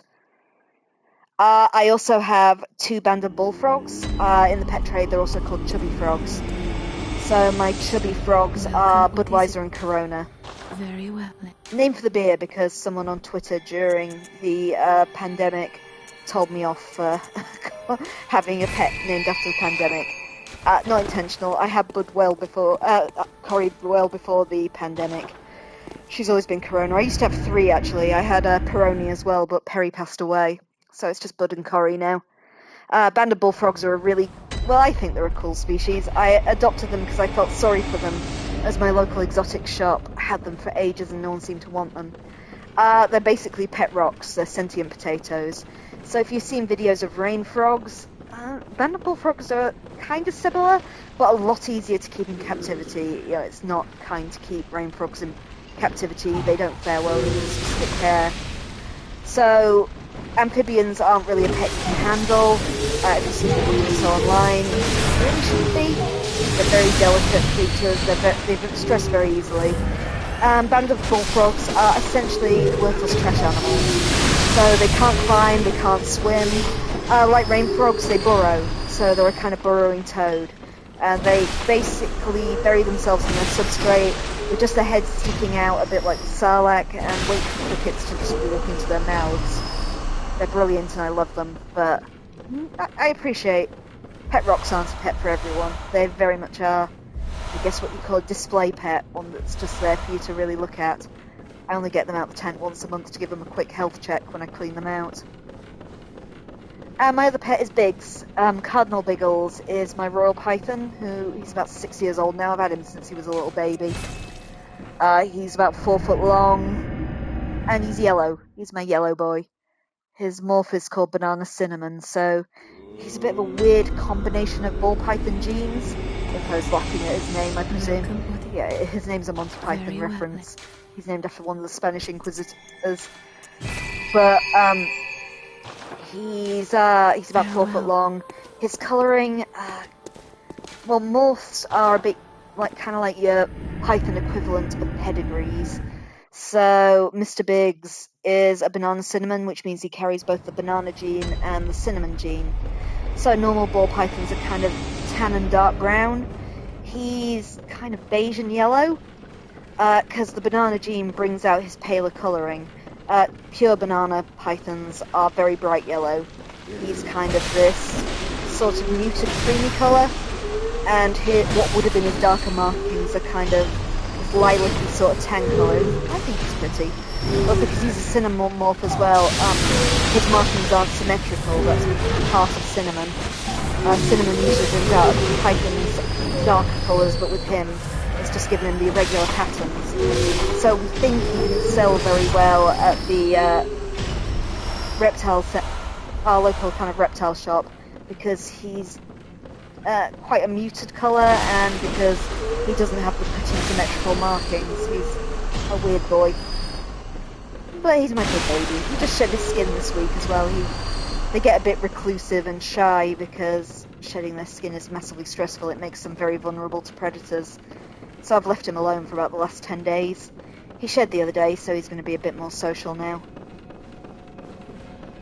Bet he'll want to feed in another day or so. We feed him about every fortnight with a large multi-mammoth, which is also called a soft-furred rat. They're kind of a marsupial rat, which is what he'd eat in the wild, so it's the healthiest kind of food source you can really give a ball python. Oh, I don't live feed as well, just in case anyone's getting squeamish. I buy them frozen and defrost them. It's not nice for anyone. You know, ball python could get hurt by live prey, and, you know, you don't want the live prey to kind of suffer as a python slowly constricts them. So yeah, I don't believe in live feeding.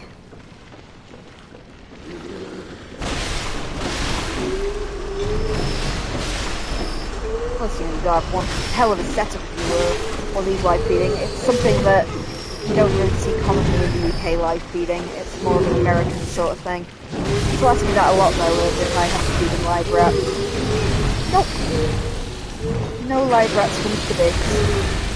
Never seen a live rat, and I'm pretty sure he wouldn't know what to do with them, because ball pythons are horrible dicks when it comes to food. He sometimes fears his dead food. He would not know what to do with a live rat. But yeah, they're my weird and wonderful pets. And please ask me tons of questions about beetles. I've bored people senseless on Things Are Getting Strange, our podcast, before, because I will just talk bugs. I've kept lots of different species before. I've kept land snails. I have more about beetles info saying. I've kept giant beetles, I've kept land snails, stick insects, millipedes. Oh, I just bought 5 pond snails for my pond as well. I've got some of our native pond snails to act as a clean-up crew. So they're my new children.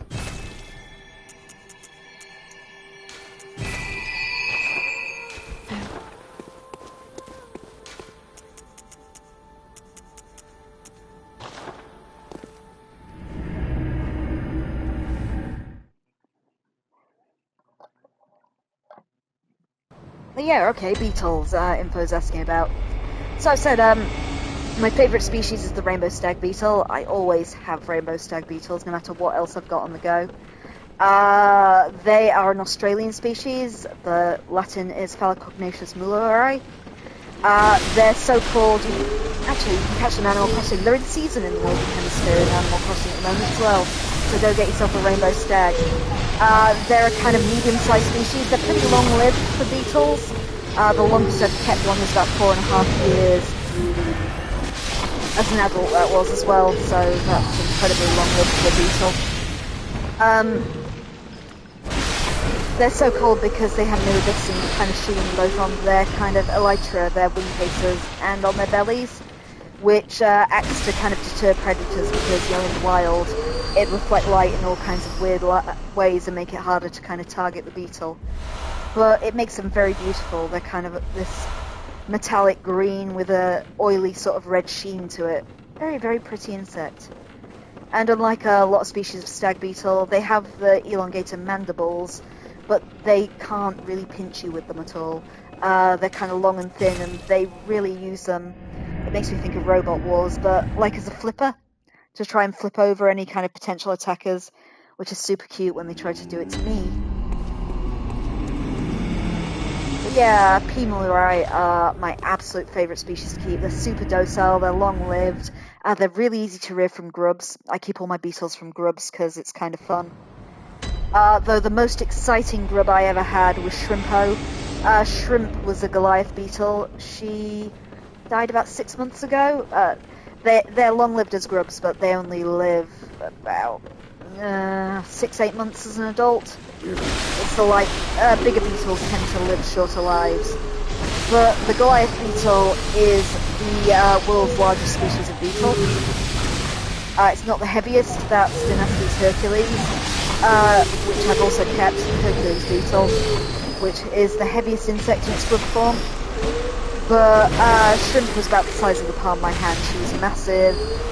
She was a bit nervy as an adult, but the grub had personality. It's the only carnivorous species of grub I've ever kept. She got her name because I fed her on dried Gamarius shrimp, which I bought from a kind of aquarium, fish hobbyist shop, which I had to bury in her substrate, and she'd just kind of munch away at it as a baby. But the baby had a lot of personality because of that. They were very active, very aggressive. You saw them on the surface a fair bit looking for food too. Mostly grubs just buried down in their substrate and you rarely see them. Which is why we're giving Nanchan the benefit of the doubt at the moment to see if she turns up again. Because she might be pupating or she just might be hidden down in her substrate somewhere. But when you get as big as Nanchan, it gets harder to hide. Very well, let me... I've also kept Okuwagata, the Japanese giant stag beetle, which are the classic kind of big glossy black ones. Mine were called Boris and Natasha after the characters in GoldenEye. Boris's personality was pinchy. Those ones can give a really, really nasty pinch. They're really strong. If you ever saw Spike the stag beetle, they used to be a kind of internet celebrity, Okuwagata, who could hold pencils and stuff like that and did art. They're really strong. They will just hold whatever you put in their neck between their kind of pincers. It's a really incredible species, actually, Okuwagata. I really should get another pair of them. I'd hoped to breed them, but Boris was such a jerk. To Natasha, I wound up separating them. I was a bit worried for her. I kept Kabuto Mushi as well, the Japanese rhinoceros beetle. If you've seen any anime ever, you've seen Kabuto Mushi. They are exceedingly popular species. I'm trying to think if I've kept any... Oh yeah, and Dynasty's Hercules is the one I kept, the Hercules beetle. Mine was called Arnold. Arnold turned out to be a girl, but she was pretty impressive. Massive, heavy beetle. But again, she was surprisingly shy. No one has quite the personality of the rainbow stag beetles. Rainbow stag beetles are super chill as well. German, my littlest female one, will just sit on my hand while I'm kind of cleaning her out. And she's good as gold. She just sits there on your hand while you do it. So I guess I should mention my other pets as well. Yeah, my random purchase the other day was 5 trapdoor snails. So it's our native species of aquatic snail. When we moved into this house, we discovered we had a boarded over pond in the back garden. So I've been trying to clean it out, make it nice. It's still a little gross, but we're getting there with it. So I bought these 5 trapdoor snails, because trapdoor snails are pretty good at not eating your wildlife. They prefer to eat algae. So I'm hoping they start to clean up my pond a little bit. They're an interesting species. They're not like the land species of snails I've kept before. Here's to see how it goes. I checked on them earlier and they seem to be doing their thing. Surprisingly nippy. You can actually watch them roaming around the bottom of the pond, which is nice.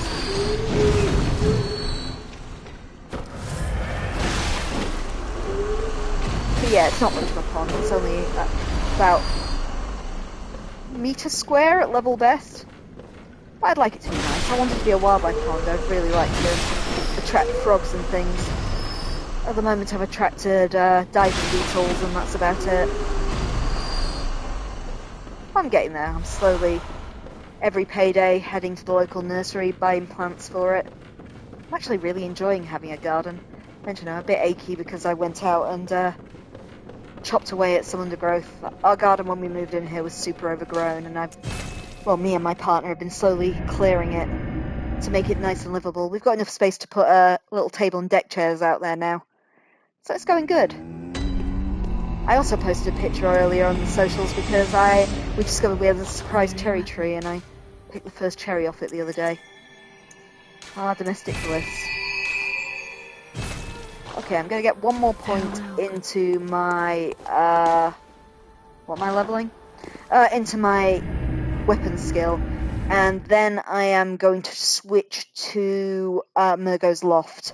And we'll cut our way through those guys instead. Just to level up HP a bit.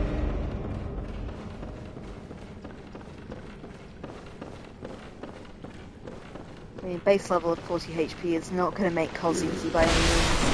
But yeah, it gives us something good working to. I believe the soft cap in this game is 50 for any skill. So, if we get things to 40. The recommendation I read online said to try and get your stamina and health to 40 as fast as possible. And then level up something like skill, whatever skill your weapon scales from. Be it Blood Tinge or Arcane or skill.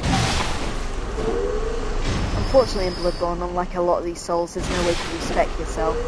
So it is just the endless grind. But at least if we go and grind in the other place after this, we'll be able to get some blood vials as well. The kids are really good for dropping those.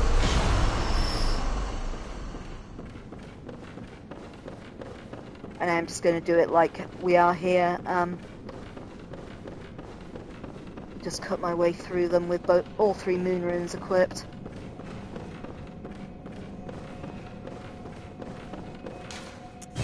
And then we'll equip ourselves properly for the Hunter's Nightmare. What else can I witter about? Talked about my pets. Talked about my garden a bit.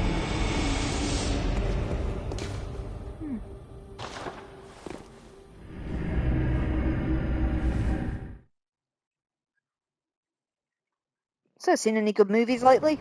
I'm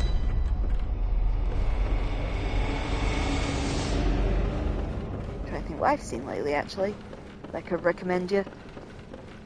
I mainly just watch horror films, as you may have gathered from Things Are Getting Strange. My specialities are horror films and anime.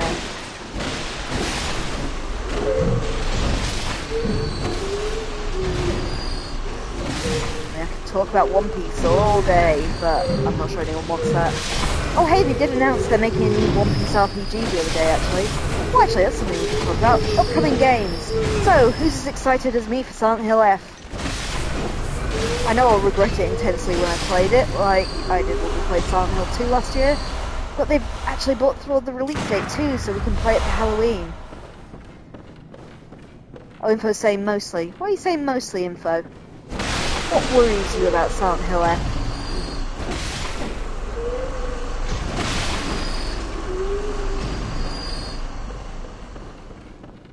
Konami in general. Fair. I've got to admit, Silent Hill is a hit and miss series. Silent Hill 2, great. Remake of Silent Hill 2, yeah, I've got some notes, but mostly enjoyed it.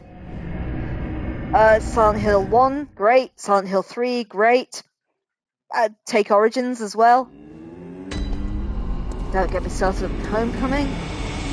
I think the subject of my thesis will be problems with Silent Hill Homecoming. Very well. And I know a lot of people are down on Downpour too, but Homecoming, hate it. It's my absolute least favourite title in the franchise. And of course then there was the travesty of the second Silent Hill movie. But I digress. But yeah, I'm cautiously optimistic about Silent Hill F. I like what they're doing with it. It's Ryukishi No. 7 who's writing it, who is the writer of Higurashi no Naku Koromi. So that's kind of exciting. Sorry, that's Higurashi When They Cry, the visual novel series. I mean, if anyone's going to do a good job of something set in 1960s rural Japan, I pick him.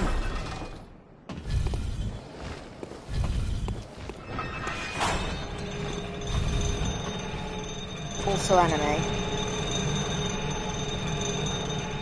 Oh, you're saying Higurashi's also got an anime? Yeah, it does. The anime for Higurashi's pretty good, actually. I've played some of the visual novels, not all of them. It's not the kind of thing I do on this channel because they're kind of the most text-based of visual novels you can get. So, you know, there's not actually a lot of gameplay there. Plus, they're kind of really fan servicey, so yeah, awkward. I'm not above playing visual novels with you guys, though. I consider something like Digimon Survive, I think.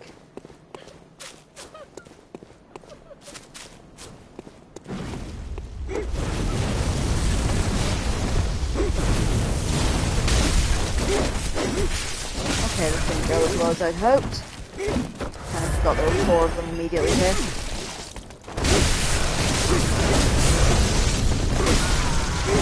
Yep. Okay, if we can get them down, this will be a good run. If not, we may as well stick with the lecture theatre.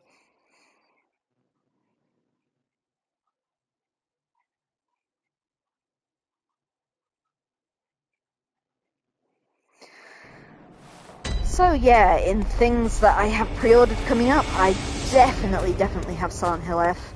Unfortunately, I had to cancel my pre-order of Ghost of Yotai because they moved Silent Hill F's release date to a similar time, and one of them had to give. So I'll wait on Ghost of Yotai. It's a shame because Ghost of Tsushima was a really good game. I don't think what else is coming out. There's going to be a new Digimon Stories game.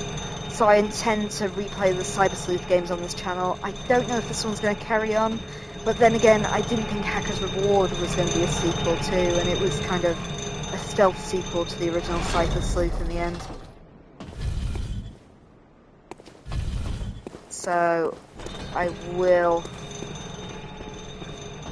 be playing those shortly. Well, let's talk about what we'll play on the channel actually. So I'm not sure on orders yet. Kind of depends what game finishes first between this and Blood Omen, but I want to play Digimon Story Cyber Sleuth, like I said. I want to play Okami. I want to play Kingdom Hearts. I have a whole Kingdom Hearts box set to be starting on, so I think like Yakuza will just try and smooth them out a bit.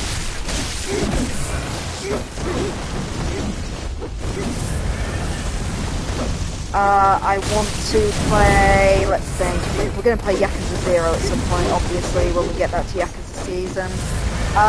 Liza P's getting its DLC shortly, so yeah, I want it on that. Oh, fuck's sake. Right, we're giving up on these for a while, or we'll come from the other angle. I think, get them one at a time that way.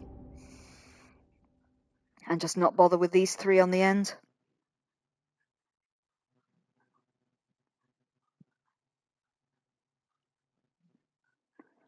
Trying to think of what else is on our list to play. So, Yakuza 0, Cyberpunk, Liza P. Oh, Black Myth. I've still got Black Myth on the pile too.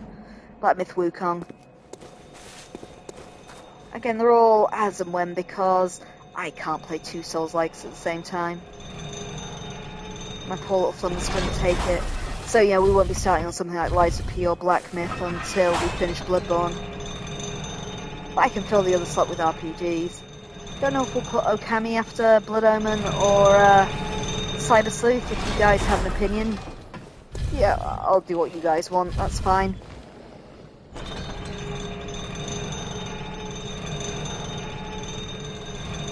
Because, you know, my goal is to just get through Cyber Sleuth before Time Stories comes out, but I think Time Stories is a rumour, its release date is going to be moved forward at the moment, but officially its release date is still December, I think, so we got a little bit.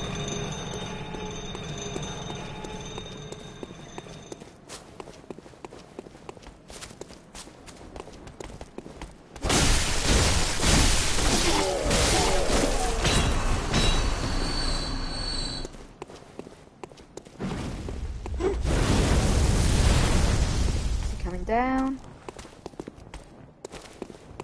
Come on. He didn't jump down this time. What a dick.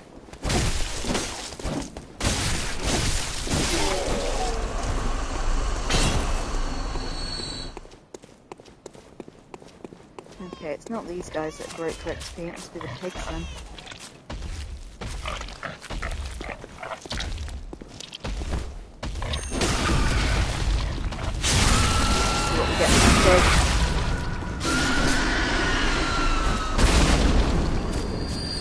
Oh yeah, the pigs are decent.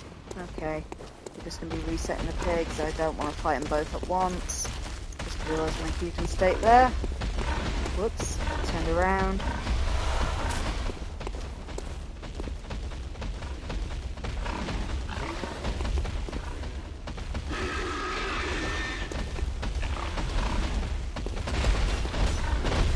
Whoa, hey!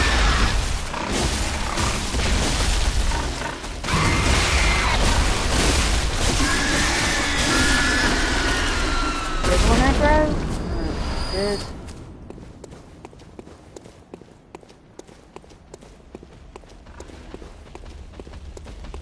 So. I'm trying to think what games I have on pre-order at the moment. I've got Silent Hill, I've got Digimon Stories. Oh, Lost Records! That was the other one.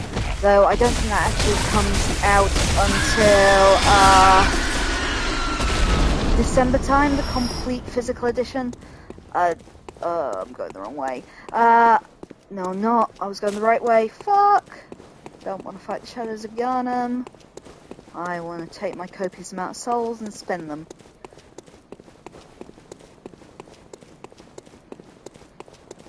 So yeah, I'll play Lost Records at some point. Somebody was asking for it. It might have been Shady recently. Yep, that's the plan. We will get to it.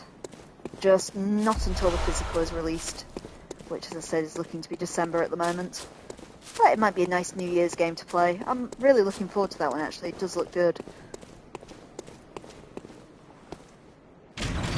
I also have Slay the Princess, the physical on pre-order.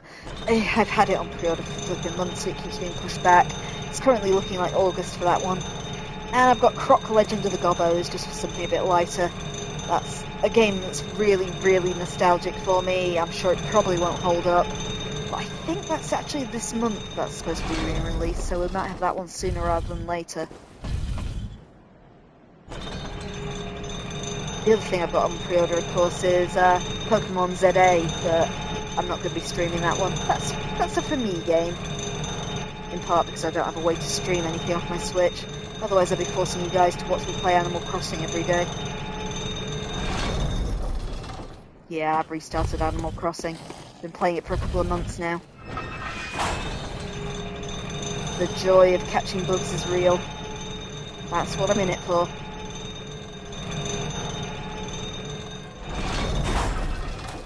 Okay, so... lamp.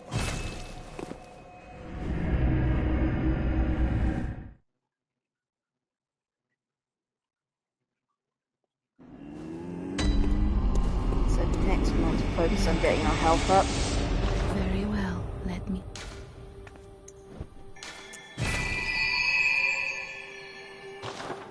Farewell, good hun. And we'll do this a few more times. So, there goes Loft base.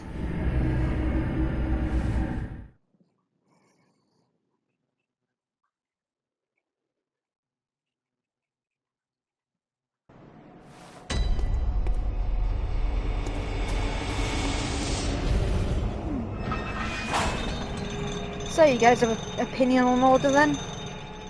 What should I play after Bloodborne? I'll let you pick. We'll play one other game before we go back to Yakuza and do Yakuza 0. I've kind of listed the sort of things I have in mind. As I said, if we're still playing Bloodborne at the time, please don't make it a Souls-like, but what non-Souls-like would you like to see from me then? I don't think I could take fighting Kos at the same time as playing another Souls-like. I'd be messing up the controls.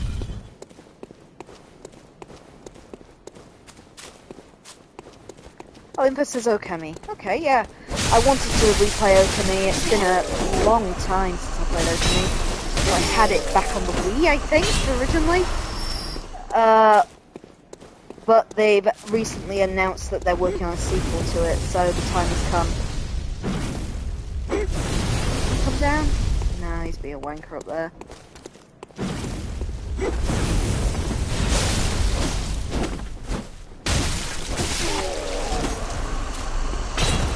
So Okami is an old RPG. God, I feel old now.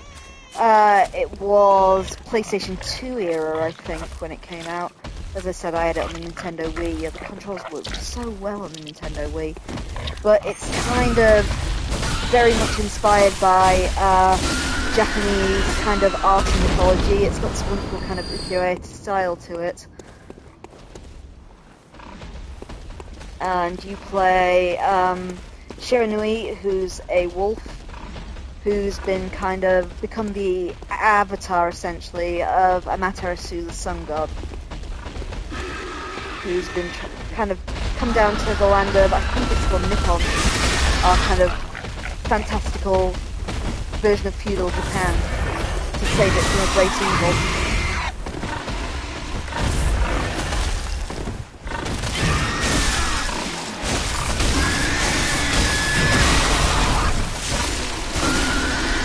It's an exceedingly beautiful game. It's an RPG. It's actually a little Zelda-like, but kind of relies on you finding these sort of Chinese zodiac animals around the world, which teach you different brush techniques. So you actually paint on the world in order to kind of use magic. It's a very unique game. Great fun. Really, really memorable. It'll be good to play it again.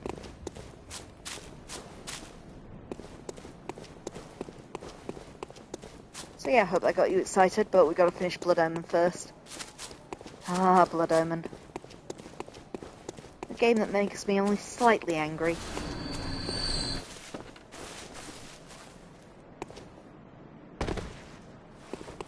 It was made in the 90s, it was a different time. And we're starting to learn that nostalgia isn't always the best thing. Case in point, Croc Legend of the Gobbos when it comes out later this month, I guess.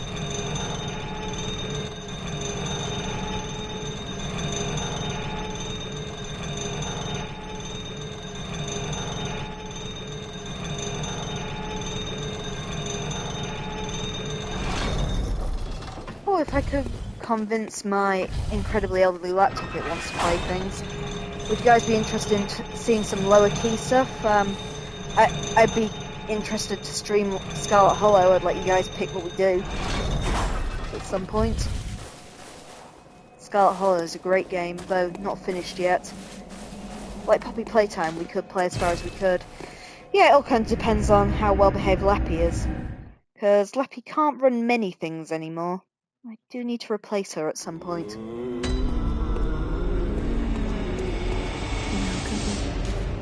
Very well, let me...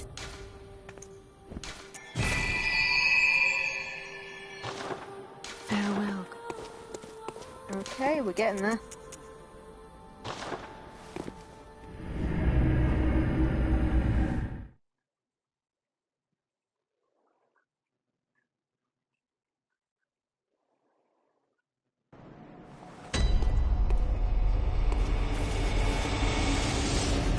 Yeah, this, Scarlet Hollow I'd be interested in streaming. I'll have to check the streaming rules for it, make sure you can. Hopefully it'll be okay. And, the other one was Sam and Max Hit the Road I want to kind of play at some point. It's one of my favourite games of all time, and it'd be fun to kind of play an old LucasArts games with you guys. Info saying, ah! Yeah. I think I've already shown my Sam Max card on the socials. Posted pictures of my sort of life-size Max plushie I've got in here. I love it. It's one of my absolute favourite games, Sam Max Hit the Road. Why I'd like to visit the world's largest border line. Oh, you fuckers! Alright, back we go.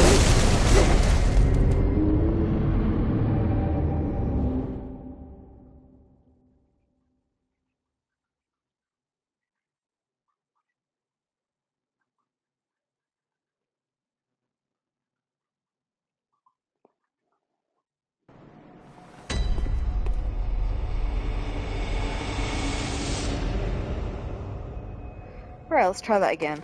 Oh, now we've got some of the thing back.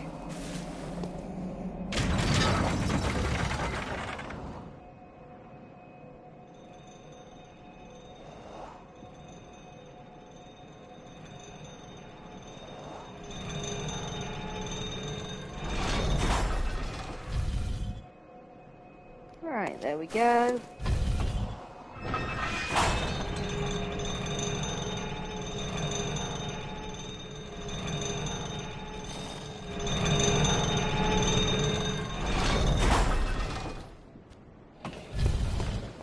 So yeah, as well, if there's any other games you'd like me to play, as I said, I'll try just about anything. I don't do sports games. As you may have noticed from Yakuza, I don't cope with sport ball at all. I don't really like driving games.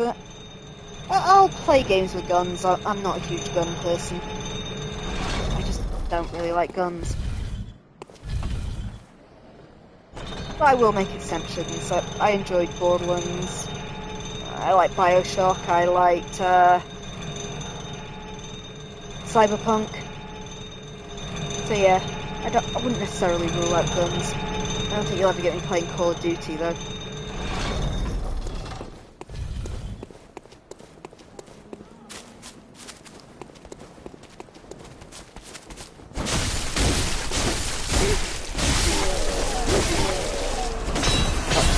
Right, Soul's back.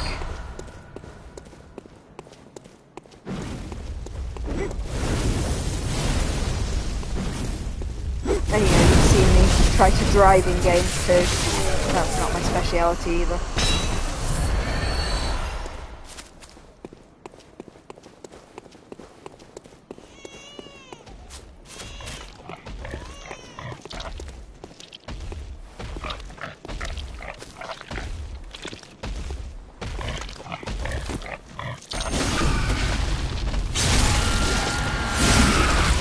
Yeah, you know, I really like RPGs, turn-based or not. I like Souls-like games. I like point-and-click games. Whoa, whoa, whoa.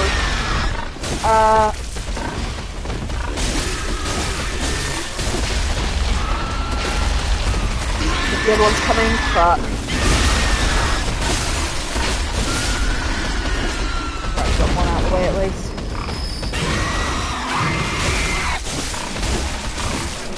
So yeah, there are lots of different types of games I will consider for the channel. Oh, and platforming games, of course. If you recommend me a interesting platformer, that'd be good. We haven't done many platform games on the channel. We did Bugsnax and Psychonauts. And of course, I'm inflicting croc on you guys when I get it. That's a given. But you know, if you can think of a really interesting platformer, I'll give it a go.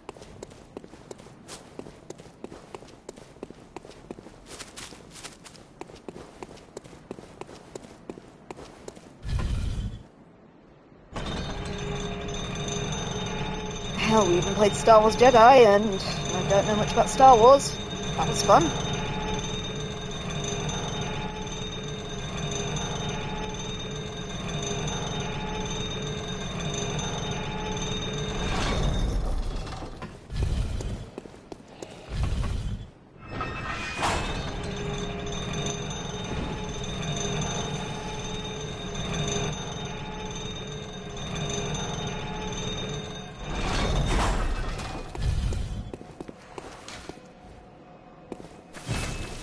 Wrong way.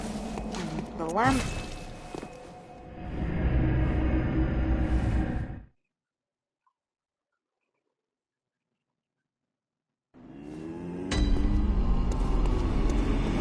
Welcome. Very well. Let me.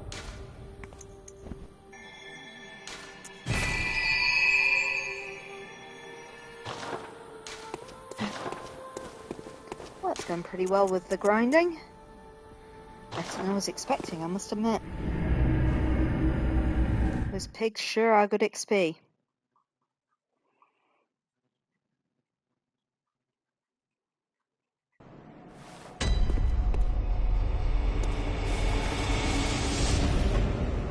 It's just a bit of a faff with these lifts.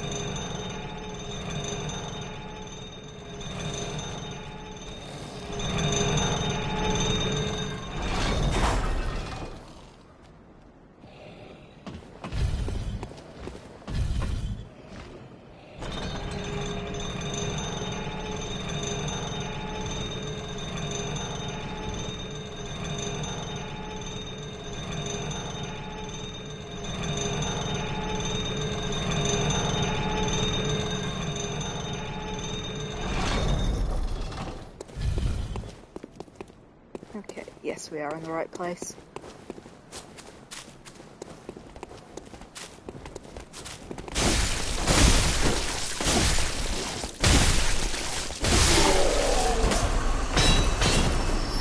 Messy, but it worked.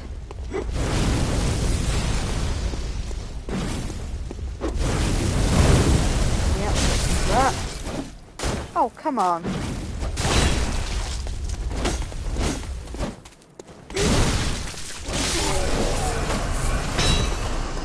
What bastard.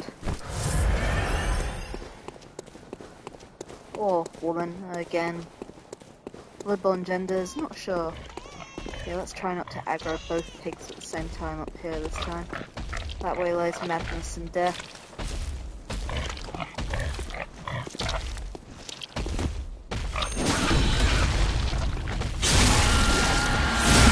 God, I hate that missile.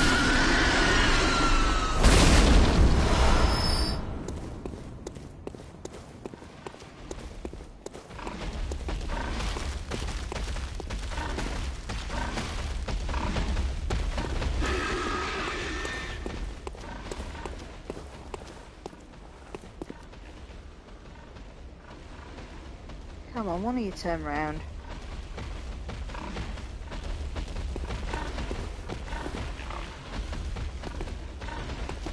There we go. Now we can try and trap the other pig.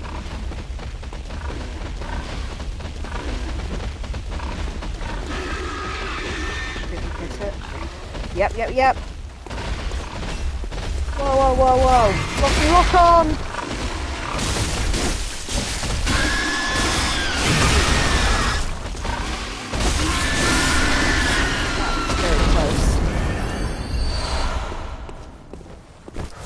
Find his friend.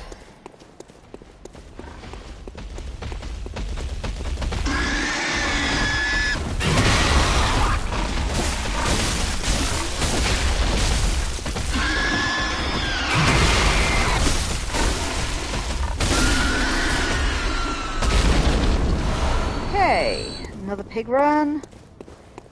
Decent amount of souls. We can still basically get a level per pig run at least, which is good.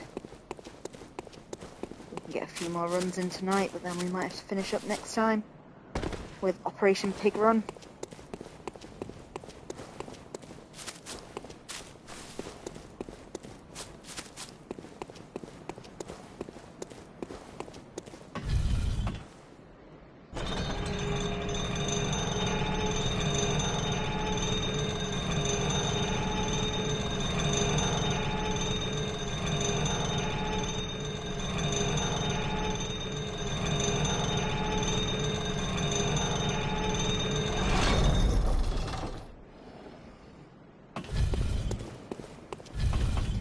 Oh, the lift's all the way down.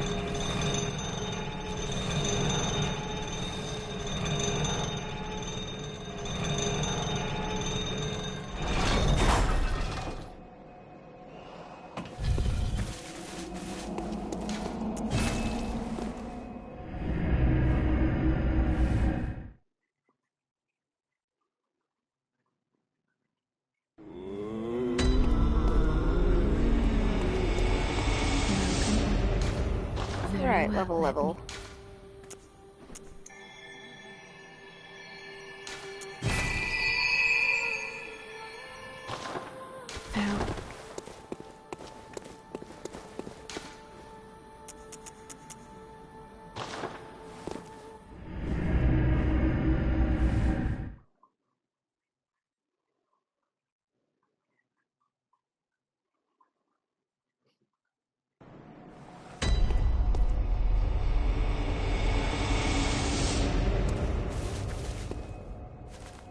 Wrong way. Let's get some more pixels.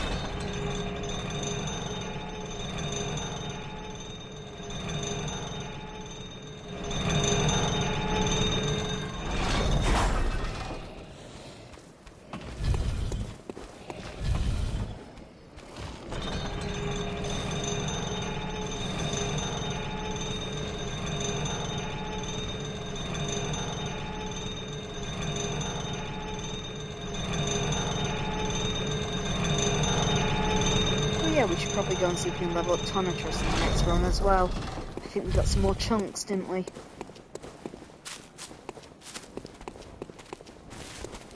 There's the fire guy. There he is. Oh, you fucker! Fuck off.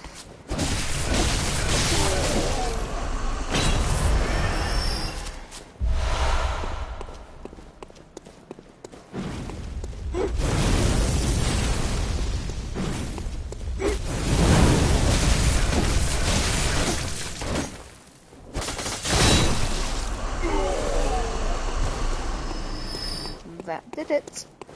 Okay. Pig. I'm forgetting how far the pigs come as well. They come way further than I thought they do.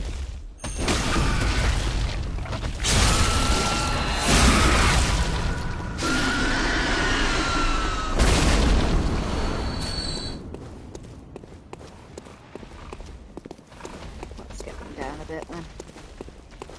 Don't want to risk fight them both at the same time.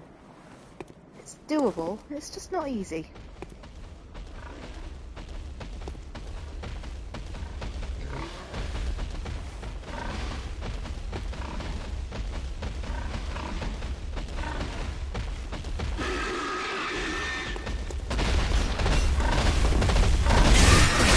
Yeah, I always dodge backwards. What? Fucking me up! Ah, yep. Messed that up. Oh well, it's too close to no souls when I get back to him.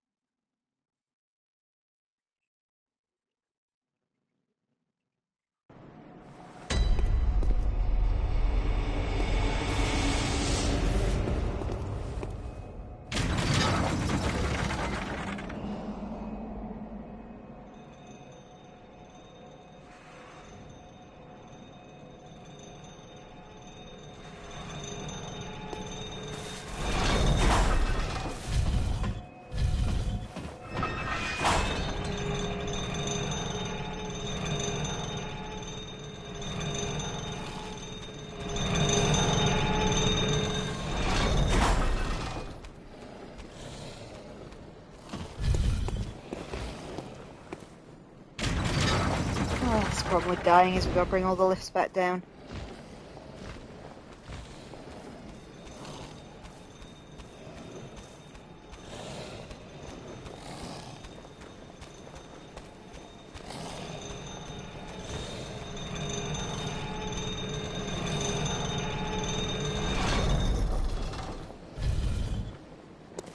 Right, in we go.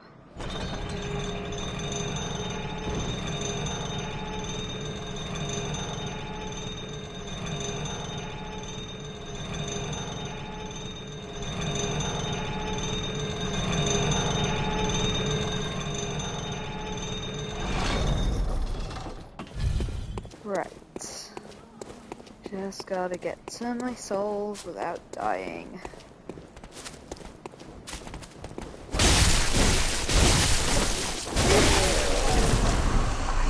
Ability, that kind of uppercutty strike. They stun not very easily.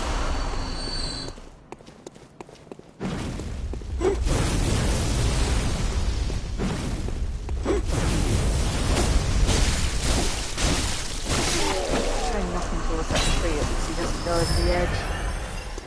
There we are. Right, 3 pigs. Oh, and my blood echoes. At least the pigs don't seem to carry them.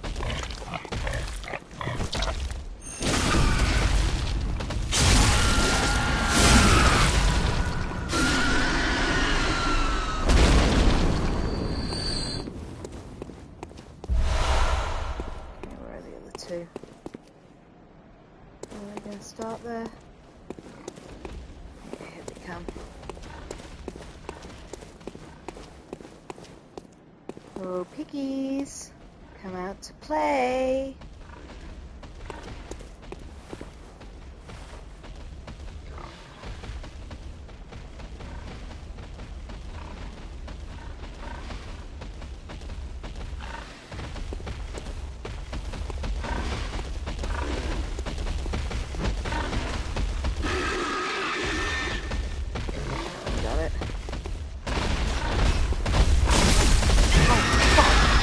Starting to suck at that.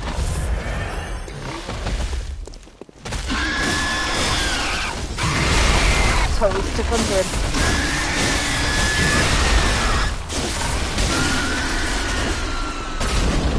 Horrible feeling the other one's coming. Nope, just getting paranoid.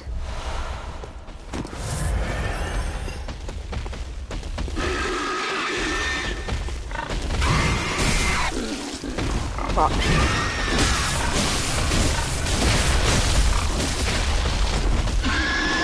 Get a charging. Ooh, got you this time, pig. Back we go. With our copious amounts of souls. How long we got? Might get one more pig run in. And then we're gonna have to finish up our grinding next time. So sorry for the tedium, but I want to be prepared before the old hunter. It's going to be hard either way, to be fair. Don't think this is going to be a cakewalk for me. But at least I can be more prepared than I was last time, where I just skipped in.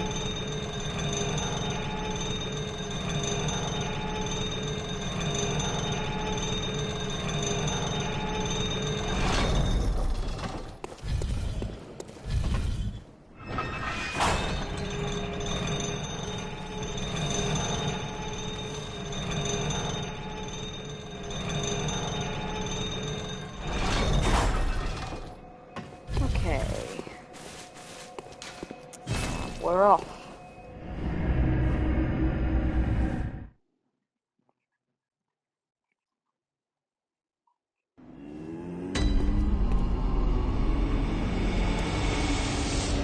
Welcome. Very well, let me... What were we leveling this bit?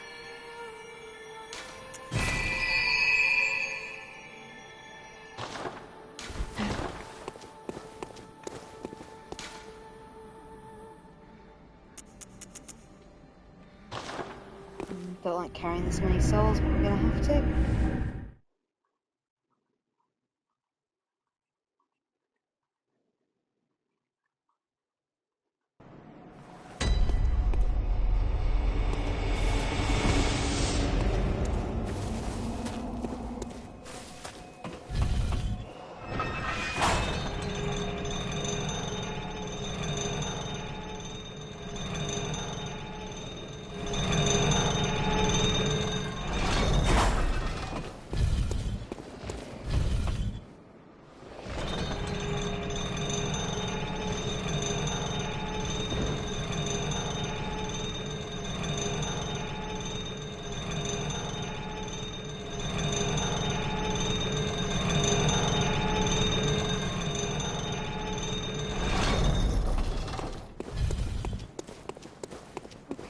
let's go.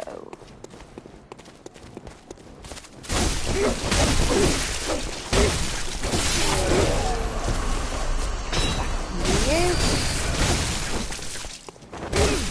Without stamina. Guess we need to start working on our stamina when we got our health up.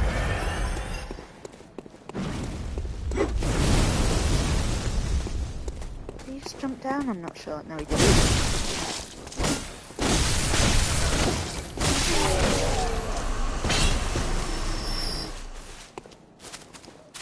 Right. Pig time.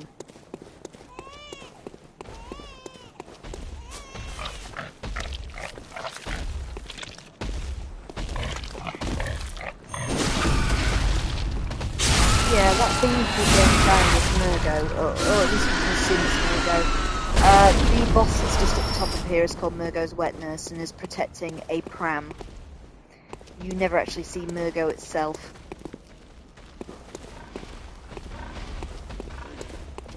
So leave that to your imagination.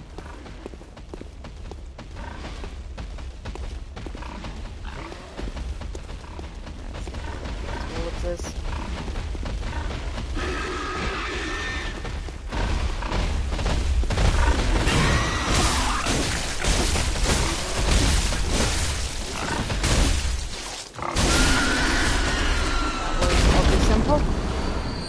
Where's his friend?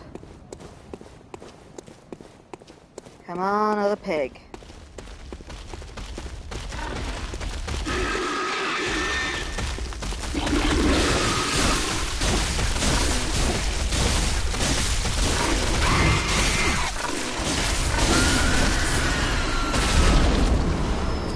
Two pigs. Right, back we go. And that's probably a good stopping point for tonight once we've cashed in those souls. So as I said, next time we'll continue this just a few more times, just to make sure we have a good base rate. Because the Old Hunter DLC is wretched. There's no nice way of saying it. There are two bosses in particular who are just terrible.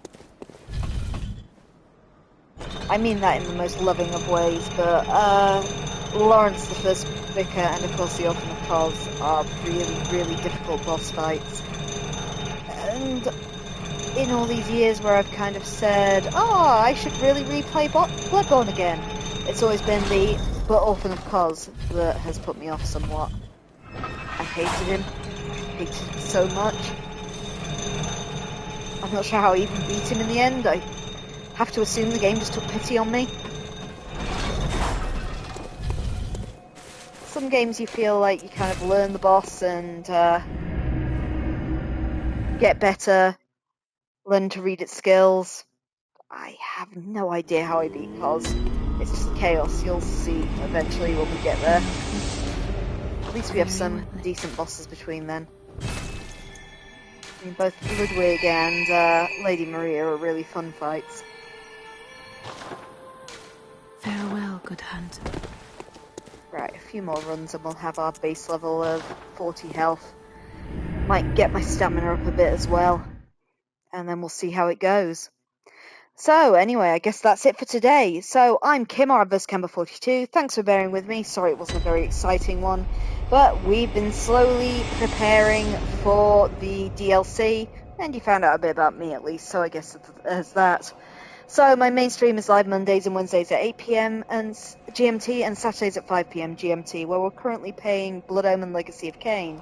This is my game on the side, just as and when I have a couple of free hours. If you follow the Camber42 Twitter or Blue Sky accounts, I'll always give you the heads up when I'm going to pop on and play in case you want to join me, see where I'm at, or just offer advice. I also have an Camber42 YouTube channel where old episodes are put up, usually within a day of airing here. In case you want to catch up on the adventure in Bloodborne so far, I nearly said plot, but it doesn't have much of a plot. Or any of the previous games I've played. My tastes are varied and there's a lot on there right now, including Lies of P, House of Ashes, Goodbye Volcano High, One Piece Odyssey, Danganronpa 1 and 2, the entire Life is Strange series, Bugsnax, Disco Elysium. Do check them out if you're interested. I'm also one half of Things Are Getting Strange in X-Files Rewatch Podcast. You can find us wherever you get your podcasts. New episodes go up on a Thursday at 8 p.m. GMT. We usually review the X-Files 2 episodes at a time, though this Thursday's episode will focus on the second X-Files movie, which is called I Want to Believe. Please check it out if you're interested, and if you can afford to do so, consider supporting our Patreon. Helps keep the lights on and gives you access to things you can't get anywhere else, which includes a full Let's Play of the 1998 X-Files FMV game for the original PlayStation. Anyhow, that's it for tonight. Again, thanks for bearing with me. Hopefully I'll see you tomorrow, 8 p.m. GMT, for some more Blood Omen Legacy of Kain. Take care, everyone. Hope you have a great week.